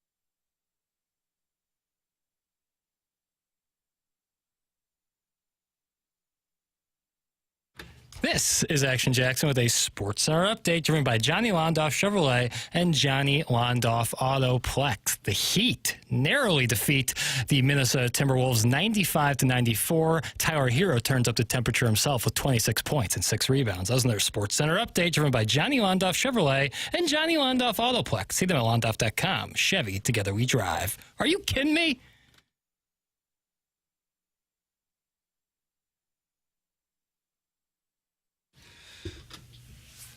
Nice. This is Oakland Funk. The remix. This is the remix. It's TMA. It's presented by Brown & Crouppen, 5P Academy and Hustle and Hard Sports Performance. 9 o'clock hour, and you are welcome to participate, just like Chairman Stephen Wildwood did by calling in the Callier and Thompson phone lines, 314-974-0101. Text in Air Comfort Service text line, 314-399-9646. And you can always go back and listen to the program anytime you want via the podcasts on the 101 ESPN app and the TMA STL app, and that is sponsored by Schaefer Door Company. And they have the Monday morning standby service. If anything goes wrong with your garage door springs, they come out and fix it on Monday mornings for you. It's Schaefer Door Company and Jason Gosrow. Arbor Day, not happy. Steve is our Lee Corso. You bastards, leave him alone. Lee Corso was sitting next to Livy Dunn and Paul Skeens this weekend on College Game Day. How was he?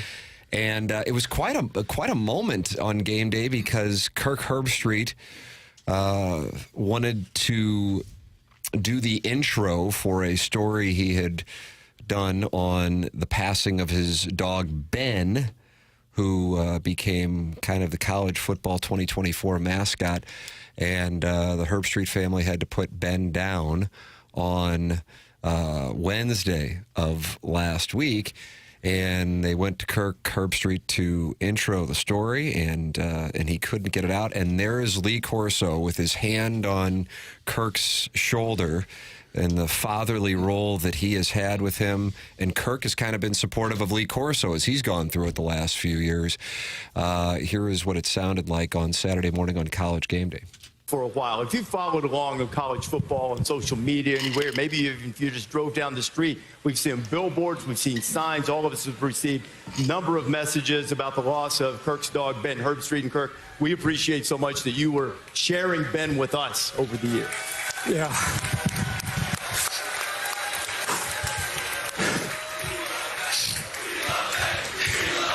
There's not much that has gotten as much attention on social media than the love for the dog. We've seen it. He's been a great teammate of ours for a while. It's Kirk has put together an essay remembering Ben and how much he meant to all of you, certainly meant to him. Here is our tribute to our friend Ben Herbstreit. How about that? Couldn't even get the words out like the Bill Mazeroski Hall of Fame speech. He tried, and he sent out a tweet apologizing for not being able to do it, but I think anybody in that position totally understood, and many people have been ridiculously supportive of the Herbstreit family as Ben was traveling with him throughout the course of the first half of the college football season. What is the backstory of the dog? It was about a year ago, right? He started traveling with the dog, and he had a cancer diagnosis, and so Herbstreit would bring him on the road with him. But he was just the family dog, and because one of four. So once he got the diagnosis, that's why he took him with him everywhere. Because a year ago he started traveling with him all the time. People get connected to their dogs. I totally understand.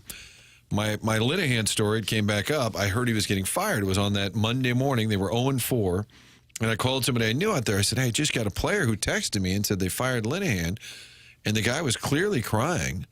And he said, what? Yeah, it's true. And I said, oh, I'm so sorry. I said, I didn't know you were that close with Coach. And he said, oh, no, I don't care about that. My dog died this morning. And I said, oh, okay. I thought the guy was sobbing. That's much worse. I thought he was sobbing that Linehan had been fired. It turned out it was his dog. It's just it hits you hard. Yeah, when your dog dies, it's just the worst day in your life.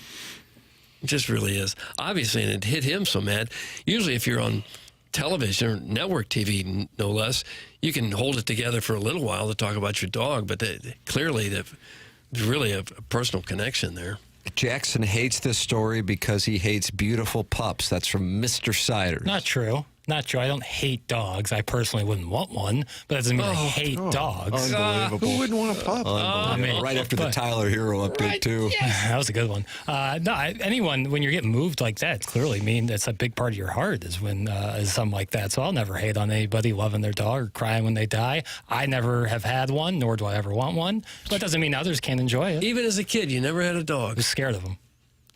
Scared of him? I was scared of Did you have a dogs. kitty cat boy? Did you have a kitty cat boy? No pets. My dad's allergic to cats. No. I had a fish. It died after like 3 weeks. That was the end of my pet career. Were you broken up at that? Yeah.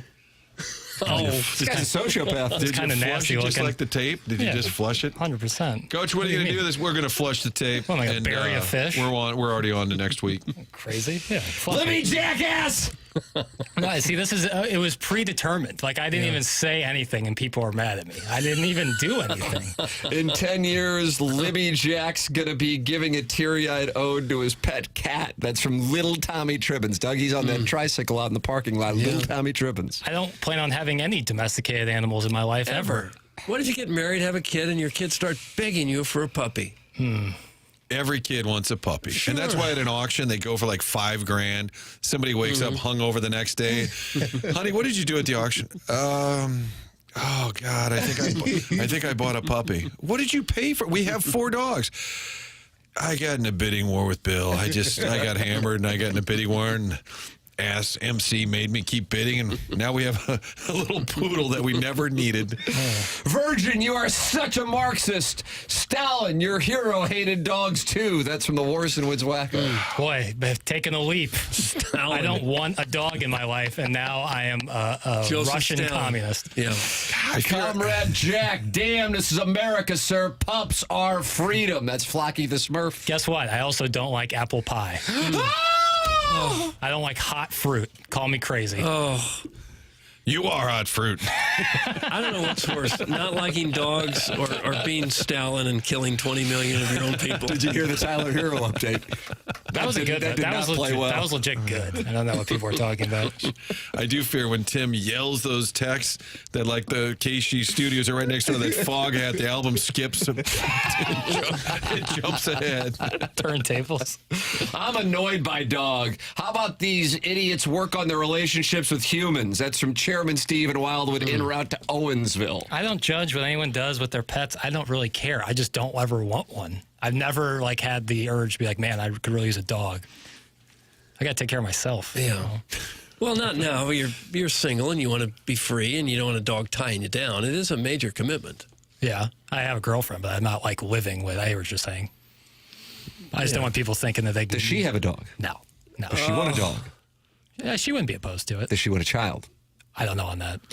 Oh, interesting. Start with the dog. What do you think about that? That took a step. Does she want a dog? Does she want a child? Have a dog first to get the kind of the parenting thing. Just get a touch of it. Yeah, I just personally don't want one. Never been really my thing. I don't hate dogs though. I went to the ARF headquarters, the LaRusso ARF headquarters. This is that like Oakland?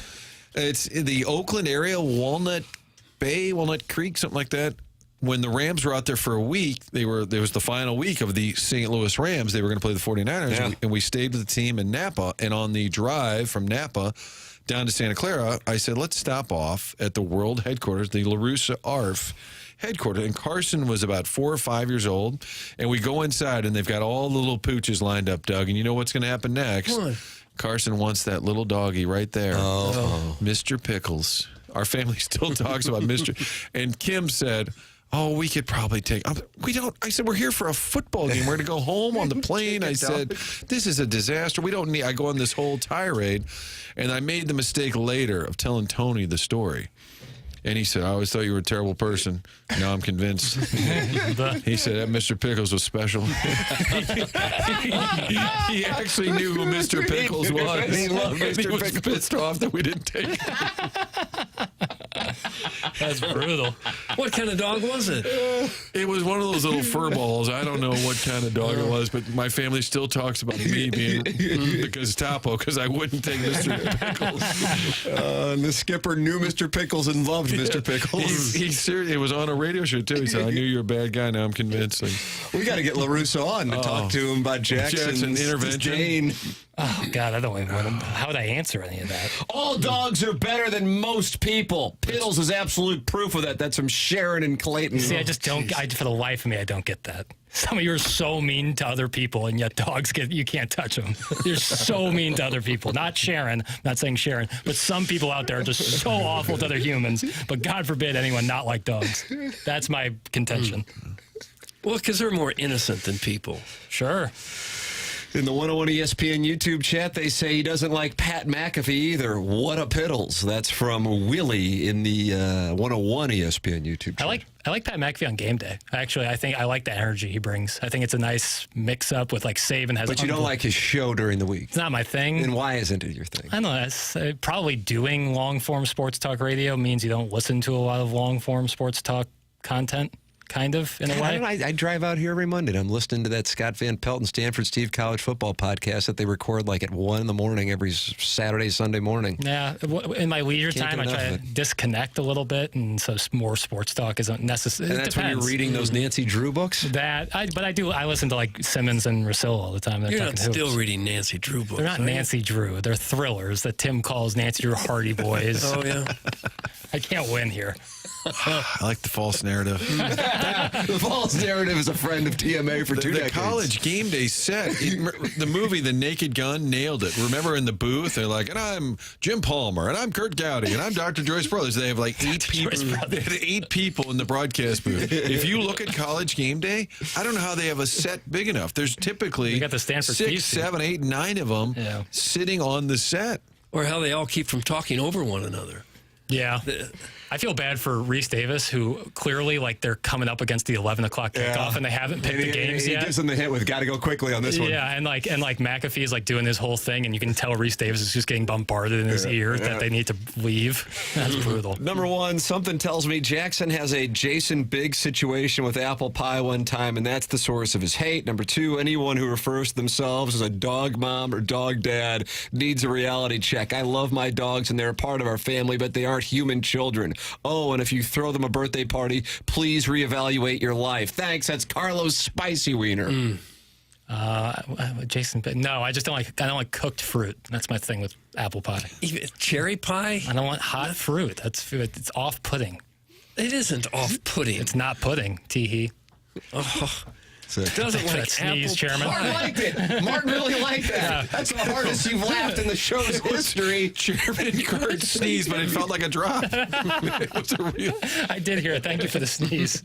Why does alt-right-wing Burkett keep trying to shove the ice puck down our throats? Alt-right wing. Jeez. Any Hoodles, Colts fell to the Fighting Bills. Time for a quarterback change. I don't care, but Doug sure thinks so. That's Brian Henson. He covers the Colts. Alt-right boy. I love the Nelk boys. Yeah, that's my thing.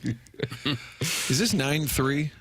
It is. Yes. Clock's off the You're wrist. in there Reese Davis mode now, fella. All right, well, you will take a commercial break. TMA, presented to you by Brown and Crouppen. 101 ESPN.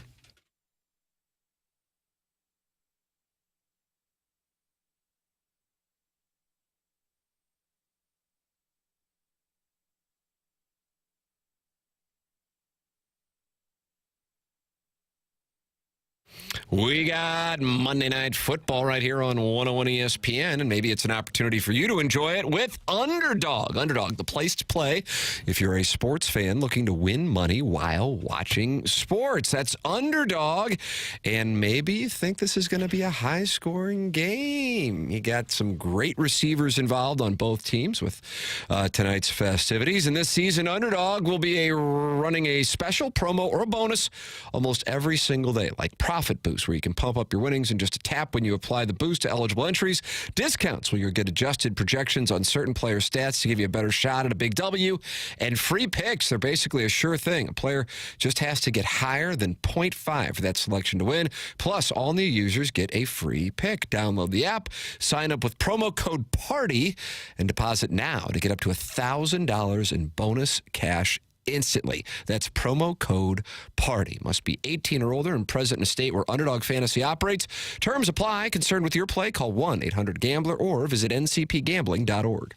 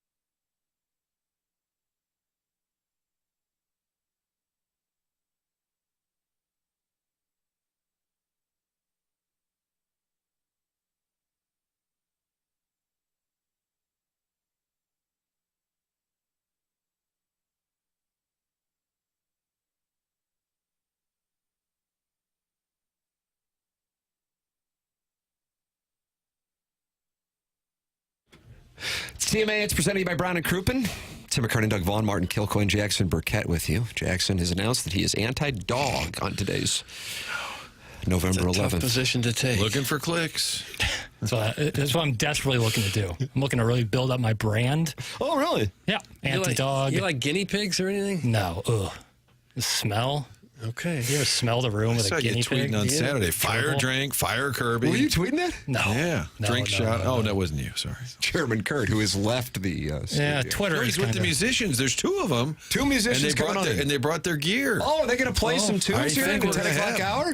Doug, it's a variety show. Okay. You've always said ours is the kind of program where friends feel they can drop in at any time. There you go. And that's what we've had happening here.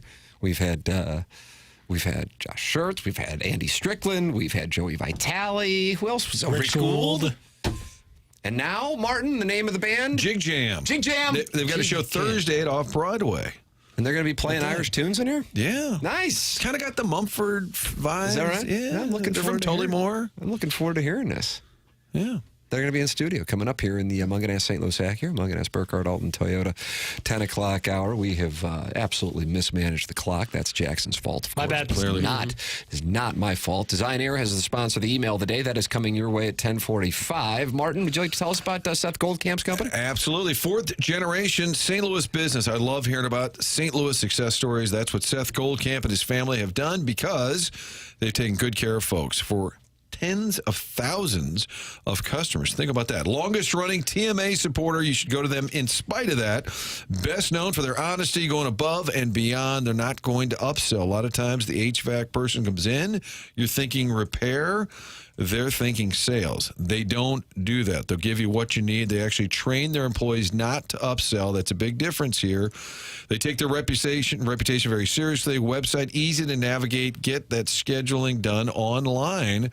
DesignAir.net. We're sort of transitioning right now. It's getting a little chilly in the morning. Got to turn the heater on, make sure everything is running properly, get a tune-up, get things checked out with the fine folks at Design Air. Again, online, it's DesignAir.net. Schedule your appointment today. There it is. Design Air Heating and Cooling, sponsor of the email of the day. Send yours in. See if you can compete with the legends like Buck Swope in the JV golf coach and Engine Joe's Cave Ride Magic Man. That comes your way at about 10:45. BK and Ferrario at 11 o'clock. Missed anything on the show today? Already joined by Tom Hart, who called the Missouri-Oklahoma game and will be calling Missouri-South Carolina. Chris Kerber and Gabe DeArmond all on the show. Schaefer Door Company is the sponsor of the 101 ESPN app, and you can go back and podcast anytime you would like, plus the TMA STL app. All right, we'll take a commercial break and welcome Irish band Jig Jam to the studio here on 101. Take a break. This is TMA, presented to you by Brown and Crouppen.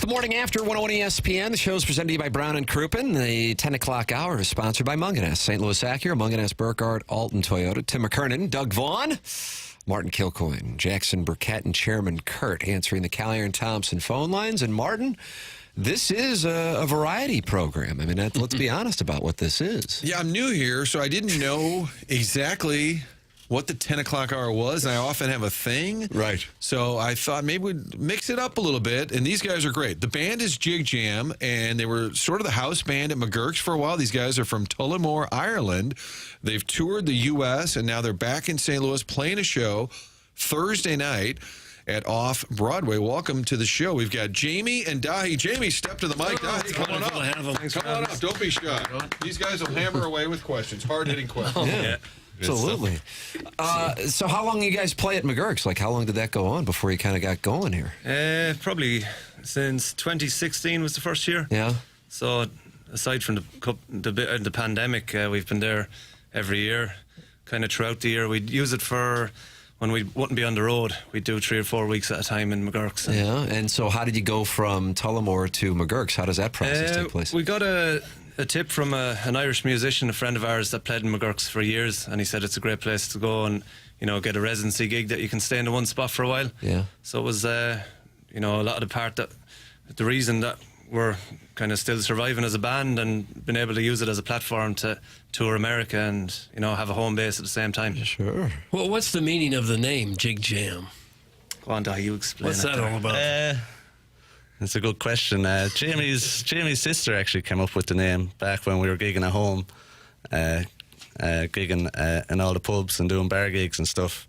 What does it mean, Jamie? So back onto me. Well, Jig is an Irish dance tune, and jam, I suppose, is the jam aspect of, you know, jamming together and whatever. So Jig Jam, yeah, kind of describes what we do, I suppose. So gotcha.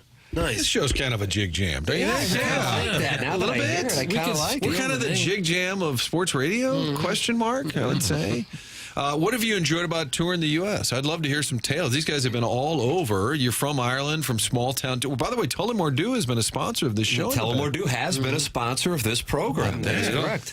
Very fitting we're here, so. Yeah. Tell us about touring the U.S. Yeah, it's interesting. We get to see, I think there's 2 states that we haven't been to, so we've been to pretty much most of them, and I think it's just quite interesting seeing the vast difference in culture as everywhere you go around the States.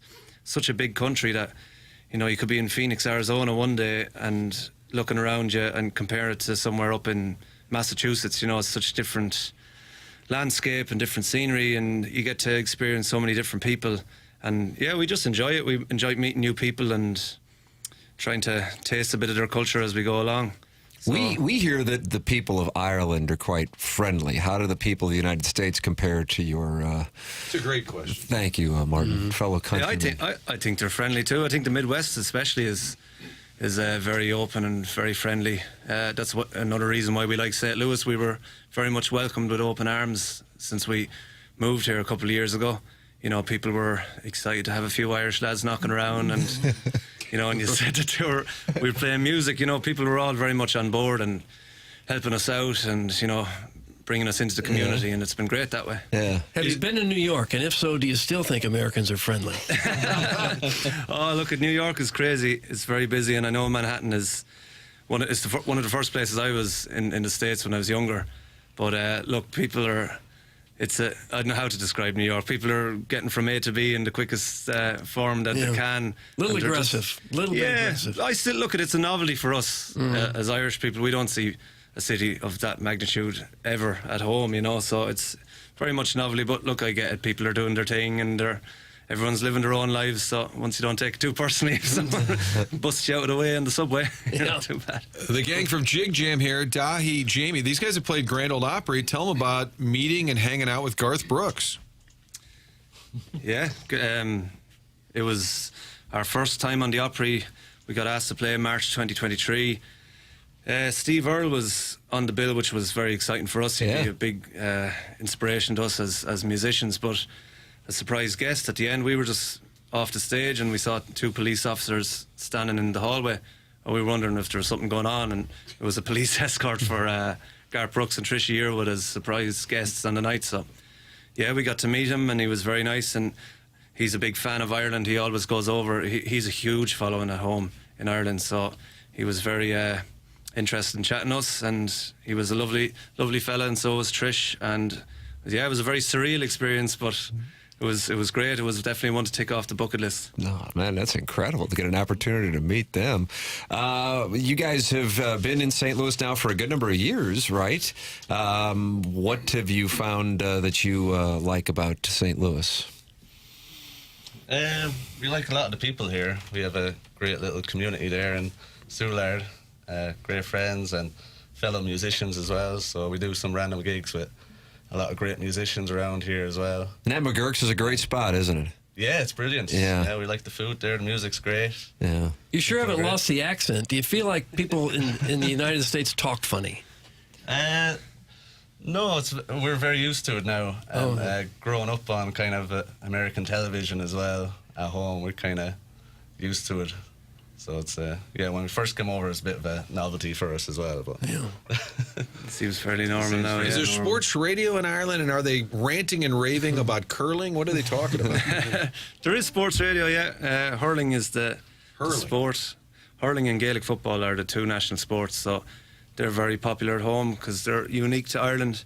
Rugby is also quite popular at home, but yeah, the same sports channels go on in Ireland, and people dissecting every moment of every match that went on, and who should have been playing, and why that lad should have passed the ball to that lad. And I think that's the beauty of sports, though, isn't it? It keeps everybody interested and brings people together. And you get hot takes over there too. Yeah, second guessing. Yeah. Tim here is very Irish. Last name McKernan. Have you run into any McKernans in Ireland? Oh, there's a few, yeah. You've run into actual McKernans? Yeah, well, it's a popular name to be.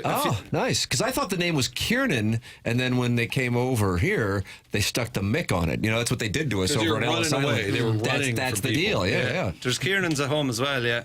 There's a bit of everything. Yeah. You never know who you'd meet. Kind of shady fellas, those McKernans. What are you trying to say, Martin? No, I was just curious. I'm new here. Well, boys, you brought your instruments, so we're actually going to get to hear you play. This is going to be quite a treat. A blast of. We wrote a song about McGurk's for years that we were there. Nice. Let's go straight. Yeah. Well, it's a sunny day in Soulard, and I'm feeling like a beer. Johnny D just down the road, I know I'll get one there. Yeah, well, I know my drink with a friendly smile, a perfect harmony. It's the heartbeat of good old St. Louis. It's St. Louis, St. Louis, St. Louis, St. Louis. Well, we get lucky on the weekends, and it's good for you and me. It's John D. McGurk's, and it's bound to set you free. It's the heartbeat of good old St. Louis. We'll take a stroll down Russell Boulevard on a Sunday afternoon. The Cardinals are singing and the blues will be there soon. We got Irish songs and bluegrass tunes and Lucky Symphony. It's the heartbeat of good old St. Louis. It's St. Louis, St. Louis, St. Louis, St. Louis. Well, we get lucky on the weekends, and it's good for you and me. It's John D. McGurk's, and it's bound to set you free. And it's the heartbeat of good old St. Louis. Here we got music legends on the wall, but they don't speak a word. A couple of whiskeys later, and they all sing like a bird. We got pickers from Texas, Sunny Gold, and here in the Missouri. And it's the heartbeat of a good old St. Louis. It's St. Louis, St. Louis, St. Louis, St. Louis. Yeah, we get lucky on the weekends, and it's good for you and me. It's John D. McGurk's, and it's bound to set you free. Oh, it's the heartbeat of here. It's the heartbeat of the Missouri. It's the heartbeat of good old St. Louis. Oh, scat. Doug, you like good scat play. Scatting, yeah.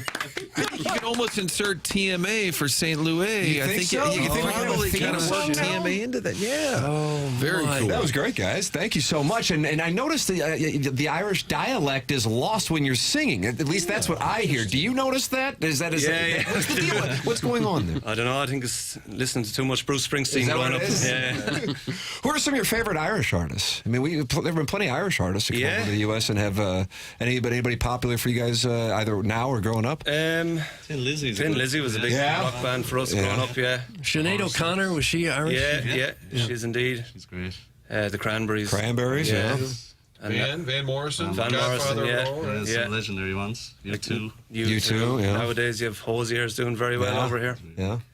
Do people yell out U2 songs for you to play? Like, do. hey, without you. You're like, well, we're not an Irish cover band. Yeah, we kind of stuck it to a guy before somewhere in New Hampshire. It was a bluegrassy concert, and he was kind of like a heckler. Well, he was saying, sing U2. So I just said to the boys, right, let's sing U2. So he didn't expect us to play it, and we kind of played about a 10-minute version of the U2 song.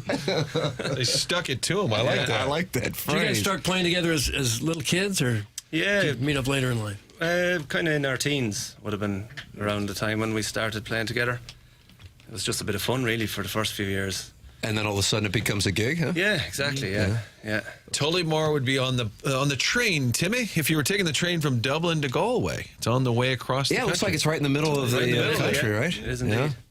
All right. Well, these boys will be at Off Broadway, Jig Jam, their St. Louis show coming up on this Thursday at Off Broadway. Thanks, guys, for being here. Yeah, thank you. Thanks very much. Appreciate it.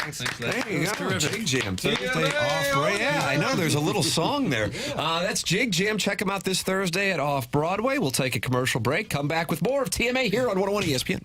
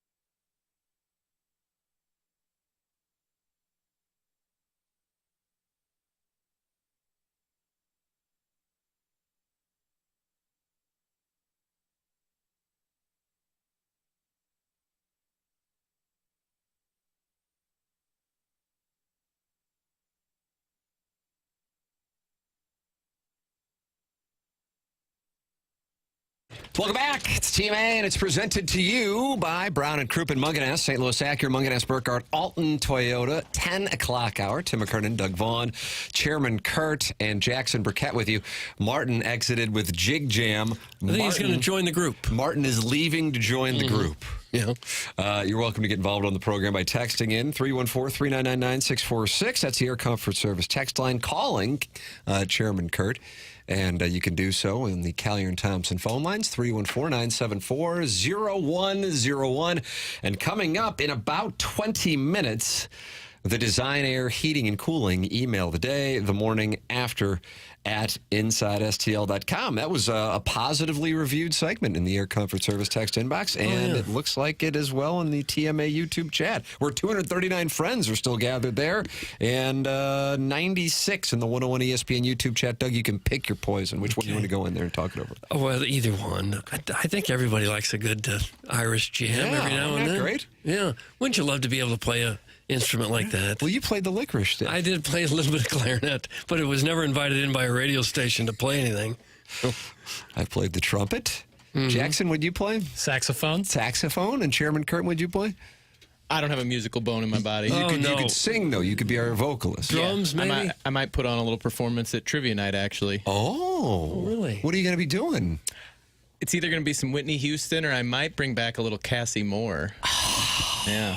That's this Friday at St. Gabriel's. If I hadn't torpedoed that relationship, maybe we could have had her in town for trivia Can night. you even imagine? If you want to participate in trivia nights, tmastl.com. That's at St. Gabriel's this Friday night. And $50 per person gets you all your food and drink.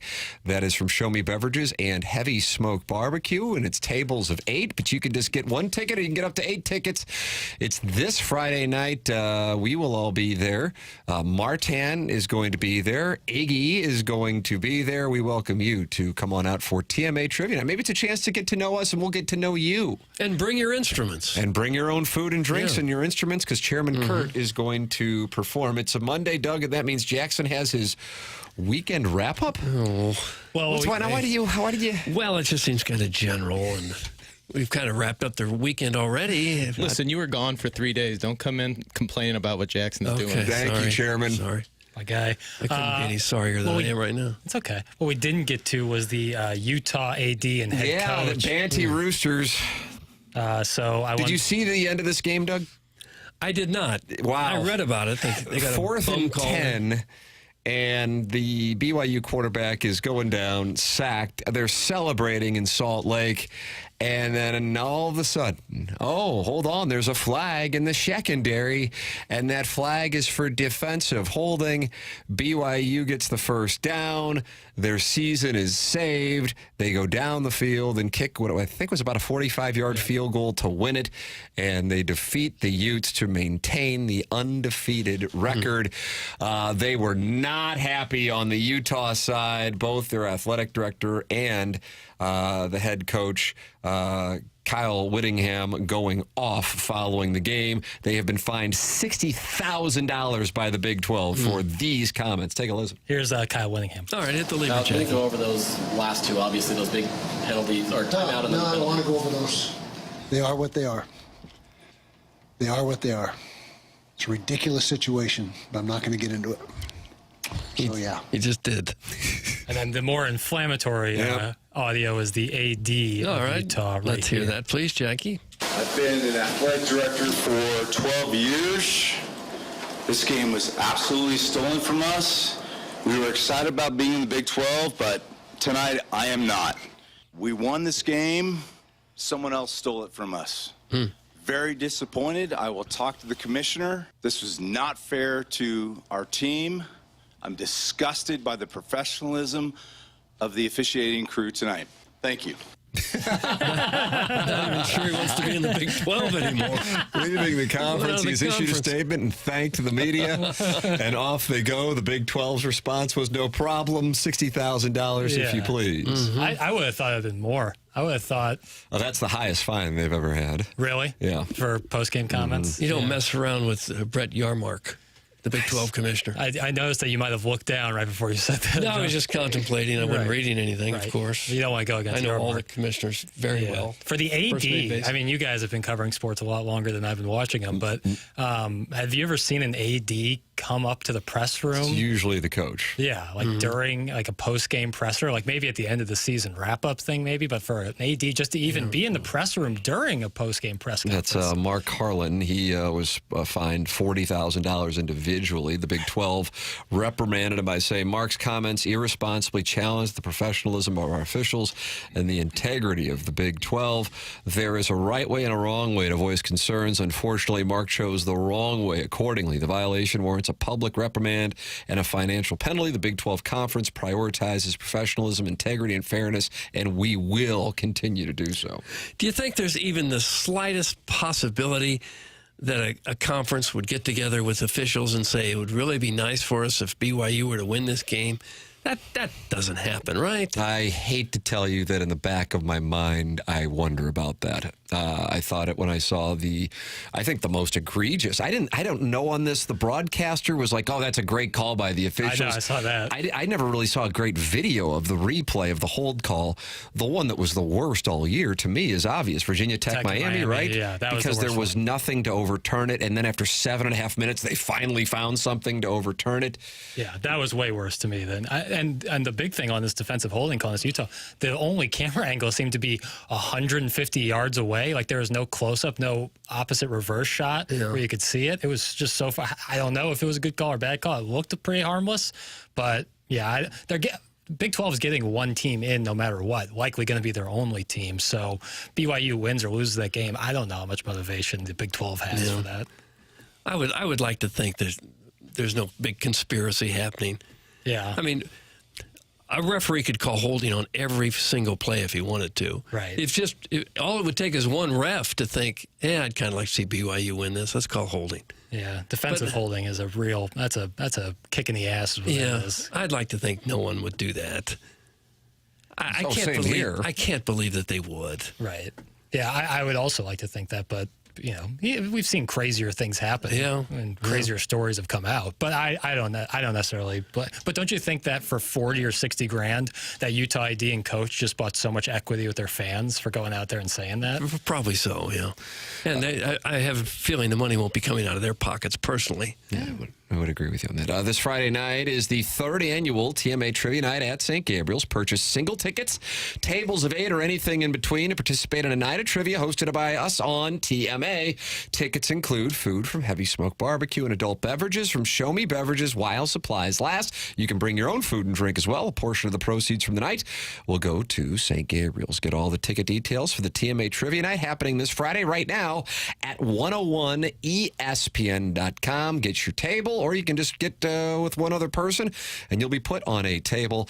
It's our third annual Trivia Night, 7:30 this Friday night at St. Gabriel, the Archangel, Tam and Nottingham, Jackie Papers. Design Air Heating and Cooling is the sponsor of the St. Gabriel Picnic. How about that? And our email today. I am a Design Air Heating and Cooling client. I recommend Design Air to our loyal listeners here on TMA. Seth Goldcamp is the 4th generation owner of Design Air Heating and Cooling, and he prides himself on no upselling, just delivering quality service when you need it. Still wonderful temperatures, Doug. The forecast is still glorious. Even when I go all the way to next Wednesday, temperatures with highs in the upper 50s. And we're approaching Thanksgiving at that point. My tall fescue is doing quite well now. Now, Tim, because of the rain. Yep, it's doing quite well. It took care of you. And this week we got a high of 65 today, high of 58 tomorrow, 60 on Wednesday, 60 on Thursday, 63 on Friday and Saturday, and 67 on Sunday. Everybody's going to be moving to St. Louis. Property value skyrocketing, and they'll all do business with Seth Goldcamp of Design Air Heating and Cooling online at designairservice.com. It's 10:32 in St. Louis. Time check brought to you by Clarkson Jewelers. Design Air Heating and Cooling email today is coming your way at 10:45. BK and Ferrario coming your way at 11 o'clock. This program is TMA, and it's presented to you by Brown and Crouppen on 101 ESPN.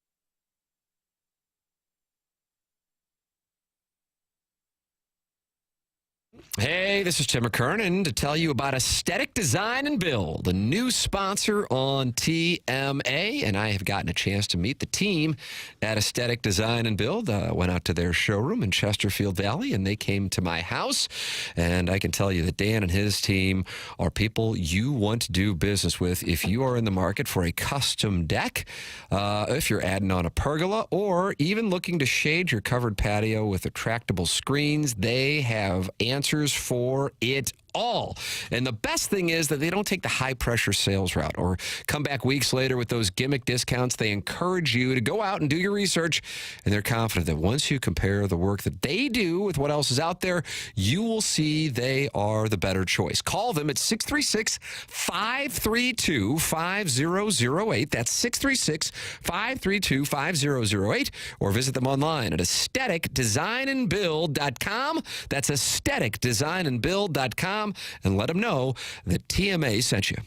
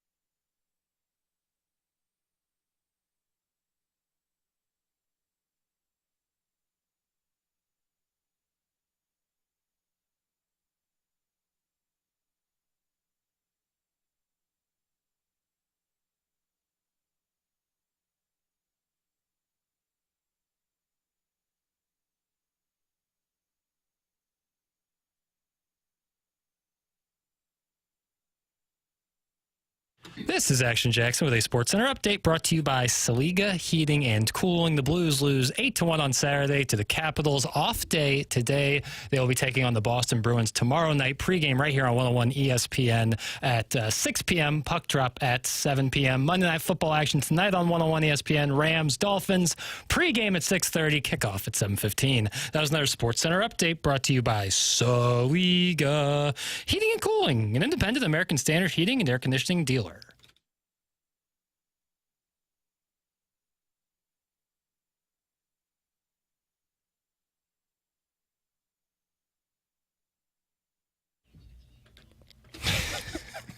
That's a nice. Is that our return music? It wasn't supposed to be. I was supposed to play "You Got the Touch," but then that was opened and the thing was the rejoin was playing, so I had no choice. And you said, you know what? Could be worse. That could be used for the new segment. Who's grifting? Who's grifting? Yeah. When I see some grifting, that could definitely be the case. But that's like a specific social media. Can I hear it one more time? It puts me in a happy place because, Doug, this is the foundation of the quote-unquote journalism industry in 2024. Right. Now, I don't know the circumstances at all, but they don't matter, and I'm going to tell you why. Who was I can also summarize social media. Mm-hmm. Yeah, definitely. Who was that talking? Yeah, where did that come from? I sent you I was just scrolling TikTok. We were out with the family yesterday. The boys were on the playground, and I'm just like, I'll just scroll through for some sound for tomorrow's program. And what was this gentleman worked up about? So apparently Chapel Roan. Doug Chapel Roan. Springfield, Missouri. Who's friend of the show. Major star. She was just on SNL like 2 weeks ago. Okay. She apparently fired her manager, and this guy used to be a manager of some sort in the music or entertainment industry, and just went on a 3-minute rant about how all these artists suck and they just fire their managers. And they're like, well, if someone would have founded the company, and built it from the ground up, they'd be called a founder. But when that happens in music, you're fired and you're left out. And it's like, well, they're humans; they're not necessarily companies, but whatever. Doesn't matter the circumstances. He was fired up, and I didn't listen to all of it, but I heard enough. Hey, how about Janet? She says, I enjoyed listening to the banjo. Oh, good. I thought they were great. Yeah. Jig Jam, the name of the band that was in studio earlier here in the Munganess, St. Louis Acura, Munganess, Burkhardt, Alton, Toyota, 10 o'clock hour, which will conclude with the Design Air Heating and Cooling email of the day. Send yours in for the festivities. Doug, a lot of Missouri and blues conversation earlier in the program. If you missed anything, go back and podcast via the 101 ESPN app and the TMA STL app. Those are presented to you by Schaefer Door Company. Missouri's opponent on Saturday is South Carolina. They are now ranked ahead of Missouri. They are 6-3. Missouri is 7-2, but they certainly have more impressive wins than Missouri does. And South Carolina has lost at Alabama, at home against LSU, and at home against Ole Miss. So their losses are against some legit teams, and 2 of those 3 losses were super close. The one against Ole Miss, they were blown off the field at home. Shane Beamer was talking it over following their win over Vanderbilt on Saturday, and he decided to get banty kind of like Drinkwitz did following Missouri's win over Oklahoma. Take a listen, Doug. Here's South Carolina head coach Shane Beamer. Hit the lever, Jackie. The people that do the rankings don't think we're worth a crap, and that's fine. Keep crapping on us. That's the way we like it as well. Don't rank us this week. We're good where we are. We just like to just lay low and work really, really hard and come out and have fun on Saturdays as well. I promised Sir Big Spur I would do this. I'm disappointed that Sir Big Spur's not here. I think it's ridiculous that this is the only place apparently in the SEC that doesn't allow live mascots in the stadium, and that's what makes this league special, is the fact that LSU can have a freaking tiger at their stadium tonight, but we can't bring Sir Big Spur. So Sir Big Spur came over and gave us a send-off before we left the facility yesterday, and I told them I would say hello to Sir Big Spur in the press conference, so we miss you guys. Come on, Vandy, do better. Now, what exactly is Sir Big Spur? It's a live rooster that they... Banty rooster. Okay. So the live mascot. What's your favorite live mascot? You like that giant Bengal tiger they have on the side at Baton Rouge? That'd be hard to beat. Yeah. I like Bevo. Ugga's Bevo? pretty good. Texas? Smokey at Tennessee is pretty good. What the bison? What's his Ralphie? And when you say Georgia has a pug, Jackson? I said I didn't know. I was confused. Dog breeds, I don't know them very well. Because you don't like dogs, so why would you know the breeds? Yeah, more or less, yeah. There seems to be a lot, and a pug and that sort of bulldog look kind of similar, for being honest. None of them can breathe correctly. Either way, I think You're respiratory shaming. Well, I wish these dogs could breathe better. That's what I want. I'm looking out for the dogs. Smash Everyone else nose, yeah, is just hard to putting them out there on display, not me. Now, I kind of like Bevo, the longhorn thing. Okay. That would scare me, though. So the league won't allow them to have their rooster on the sideline? Vandy won't. Vandy won't. Vandy would not let them bring their live rooster. How much trouble can a rooster cause? That's what I was wondering. I guess it could spur a few people. Roosters can be nasty. They got those necks. Yeah. Yeah. They can be kind of nasty, I think. Yeah. So the rooster Sir Big Spur not allowed at Vanderbilt, and they use that as motivation to take care of the Commodores and Diego Pavia, who's now suing the NCAA for Right, he wants to eligibility. play more. And he says, we're not ranked, and that's the way we like it. Is that what he said? He said something like that. So Keep crapping on us. That's what we like. Sounds like a scat play invitation, and no, people it isn't. haven't really covered that enough. We don't kink shame. It's going to be kind of weird. Like, assuming Missouri doesn't drop in the rankings and South Carolina doesn't enter the rankings, you're going to have a ranked team going on the road and being almost a 2-touchdown underdog. That's going to look weird, is it not? Is that going to look really weird?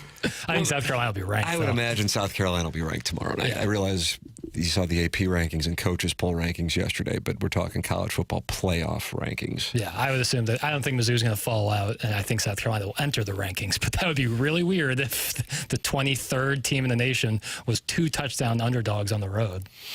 Your thoughts on any topic are welcome here by texting in and participating in the YouTube chat. And we've got that email of the day coming your way here in a matter of moments. The morning after at InsideSTL.com. Send yours in and compete against the greats like Buck Swope and the JV golf coach. The email address is the morning after at InsideSTL.com. Hey, are you feeling like you've lost your edge? If your energy, focus, or drive isn't what it used to be? Guess what? It's time to get back on track with Mentality. Mentality, your local experts in testosterone replacement therapy. Visit Mentality today at lowtusa.com. That's lowtusa.com.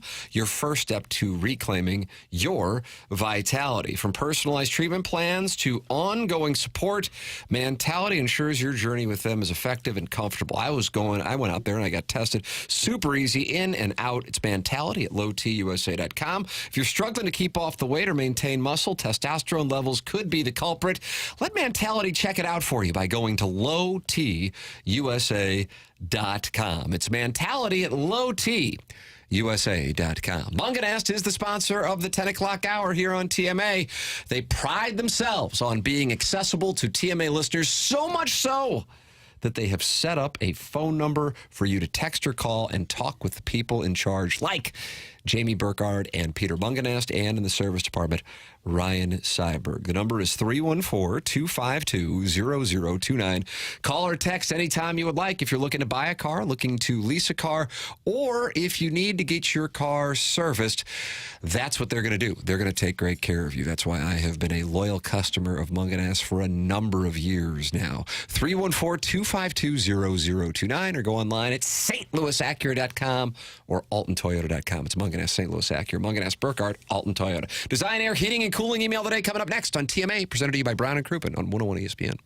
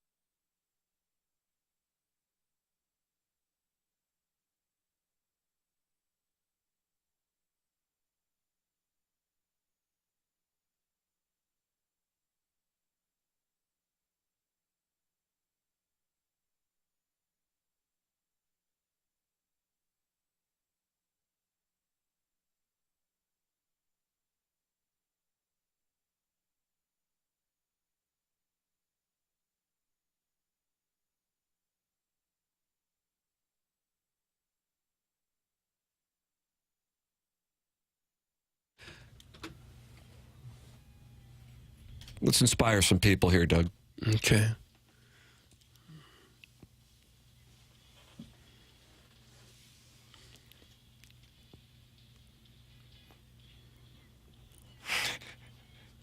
Now, who is this? Marky Mark.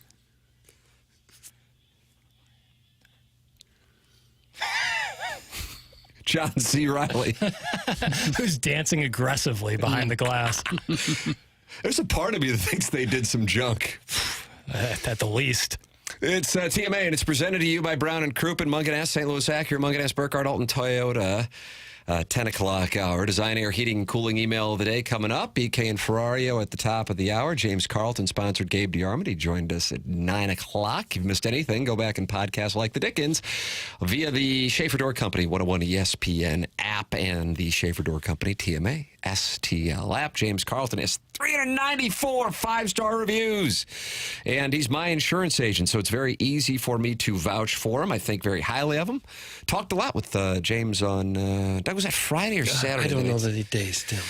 Talked to him, but I know he was heading down to Columbia for the Fighting Tigers against Oklahoma, Boomers Sooner, and James is a loyal listener and loyal sponsor of TMA and the Tim McKernan Show podcast. When you call James, call him right now. Somebody in the St. Louis area is going to answer the phone. He is going to take great care of you at the James Carlton State Farm Insurance Agency, carltoninsurance.net. If your insurance costs a leg and an arm, call James Carlton. State Farm. Ladies and gentlemen, it's time for the Design, Air, Heating, and Cooling email of the day. Okay, let's hope they're clean and nice. Buck Swope has 3 wins this month. JV Golf Coach has 2 wins. And new 101 ESPN listener, my cousin Vinny, has a win. Happy Monday, lads. Okay. Hope the weekend was great. Mine was a gem. After my first career win, the wife and I took Vinny Jr. and Vito to Kokomo Joe's for laser tag and arcade games to celebrate. Then strolled down to Hooters to cap off a pretty amazing Friday. When I thought the day couldn't get any better, Vinny Jr. looks at the Hooters girl with a smile, then looks at Vito. Both erupt in laughter during their maiden voyage to Cleavageville. No. Saturday morning was spent inside the batting cage teaching the youngsters the importance of hitting singles consistently rather than selling out for the long ball. Vito interrupts the lesson and says this is the same crap some weirdo named Chris was spewing in the bathroom at Kokomo Joe's last night. I fired back at the smart-mouthed 8-year-old. This isn't Summer League, Vito. This is 6 a.m. whitey ball lessons. How about them Tigers? The takeaway robe getting passed around the Mizzou sideline just like the potato salad at Promiscuous Paul's house. It's always a scoop and score for the win there, too. Let's have a week, boys. I'm off to, Doug, how do you pronounce this? Well, how's it spelled? Vivola's Express? I think you nailed it, Tim. For lunch with the family, my cousin Vinny. That's the place that Herman tells us we need to go to. My cousin Vinny. Oh, I see Engineer Joe's Cave Ride Magic Man was in there, but he got filtered. Well, he got suspended 2 days. Oh, is that the reason why he's out? Yes. Among others. Welcome back, Doug. We missed you so much. It's a crime that you were forced to wait 2 hours for a car. If I was working at that rental counter, I would have moved you to the front of the line by kicking all the other customers out of the airport faster than Stan Kroenke kicks people out of public restrooms. Mizzou pulls off a huge comeback win over their longtime rival. And how do you guys celebrate their thrilling victory? By bringing on an international band to scat about a local pub. Do you think there is a sports radio show somewhere in Dublin taking a break from their Gaelic football coverage right now so a few heavy-breathing diabetic Americans can sing "No Chance"? No. At least the fellas from Jig Jam didn't bring any barking dogs with them. If you watch the live stream on YouTube, you could clearly see Jackson scowl and get increasingly angrier every time Tom Hart's dog howled louder than a horny werewolf. NBA boy hates dogs so much so that he actually smiled and clapped when Tom Hart mentioned giving up his pup for adoption. The simple thought of another guy abandoning his pet should not bring you so much joy, pal. Lastly, it's not surprising here that Martin left the Mizzou game early, considering he leaves TMA early every single day. Don't be shocked when he also leaves the TMA trivia night after the 6th round on Friday night because he, quote, has something he has to do.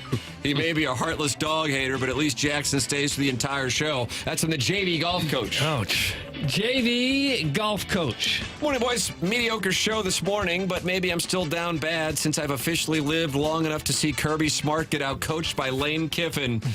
Anyway, the show advanced this morning when Doggy Jack, who once confused UGA with an effing pug, went ahead and let the 101 listeners know his feelings on man's best friend.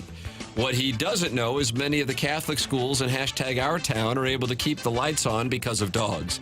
You haven't lived until you've seen 2 to 3 dads get into a demeasuring contest at the annual school auction as they try to outbid each other on a golden retriever puppy in a last-ditch effort to save their second marriage.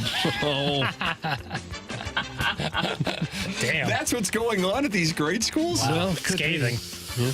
Nothing, and I mean nothing, adds juice to your wife's hourly multi-level marketing Facebook posts like mixing in a filtered pic of their #new coworker. This Etsy shop ain't gonna run itself.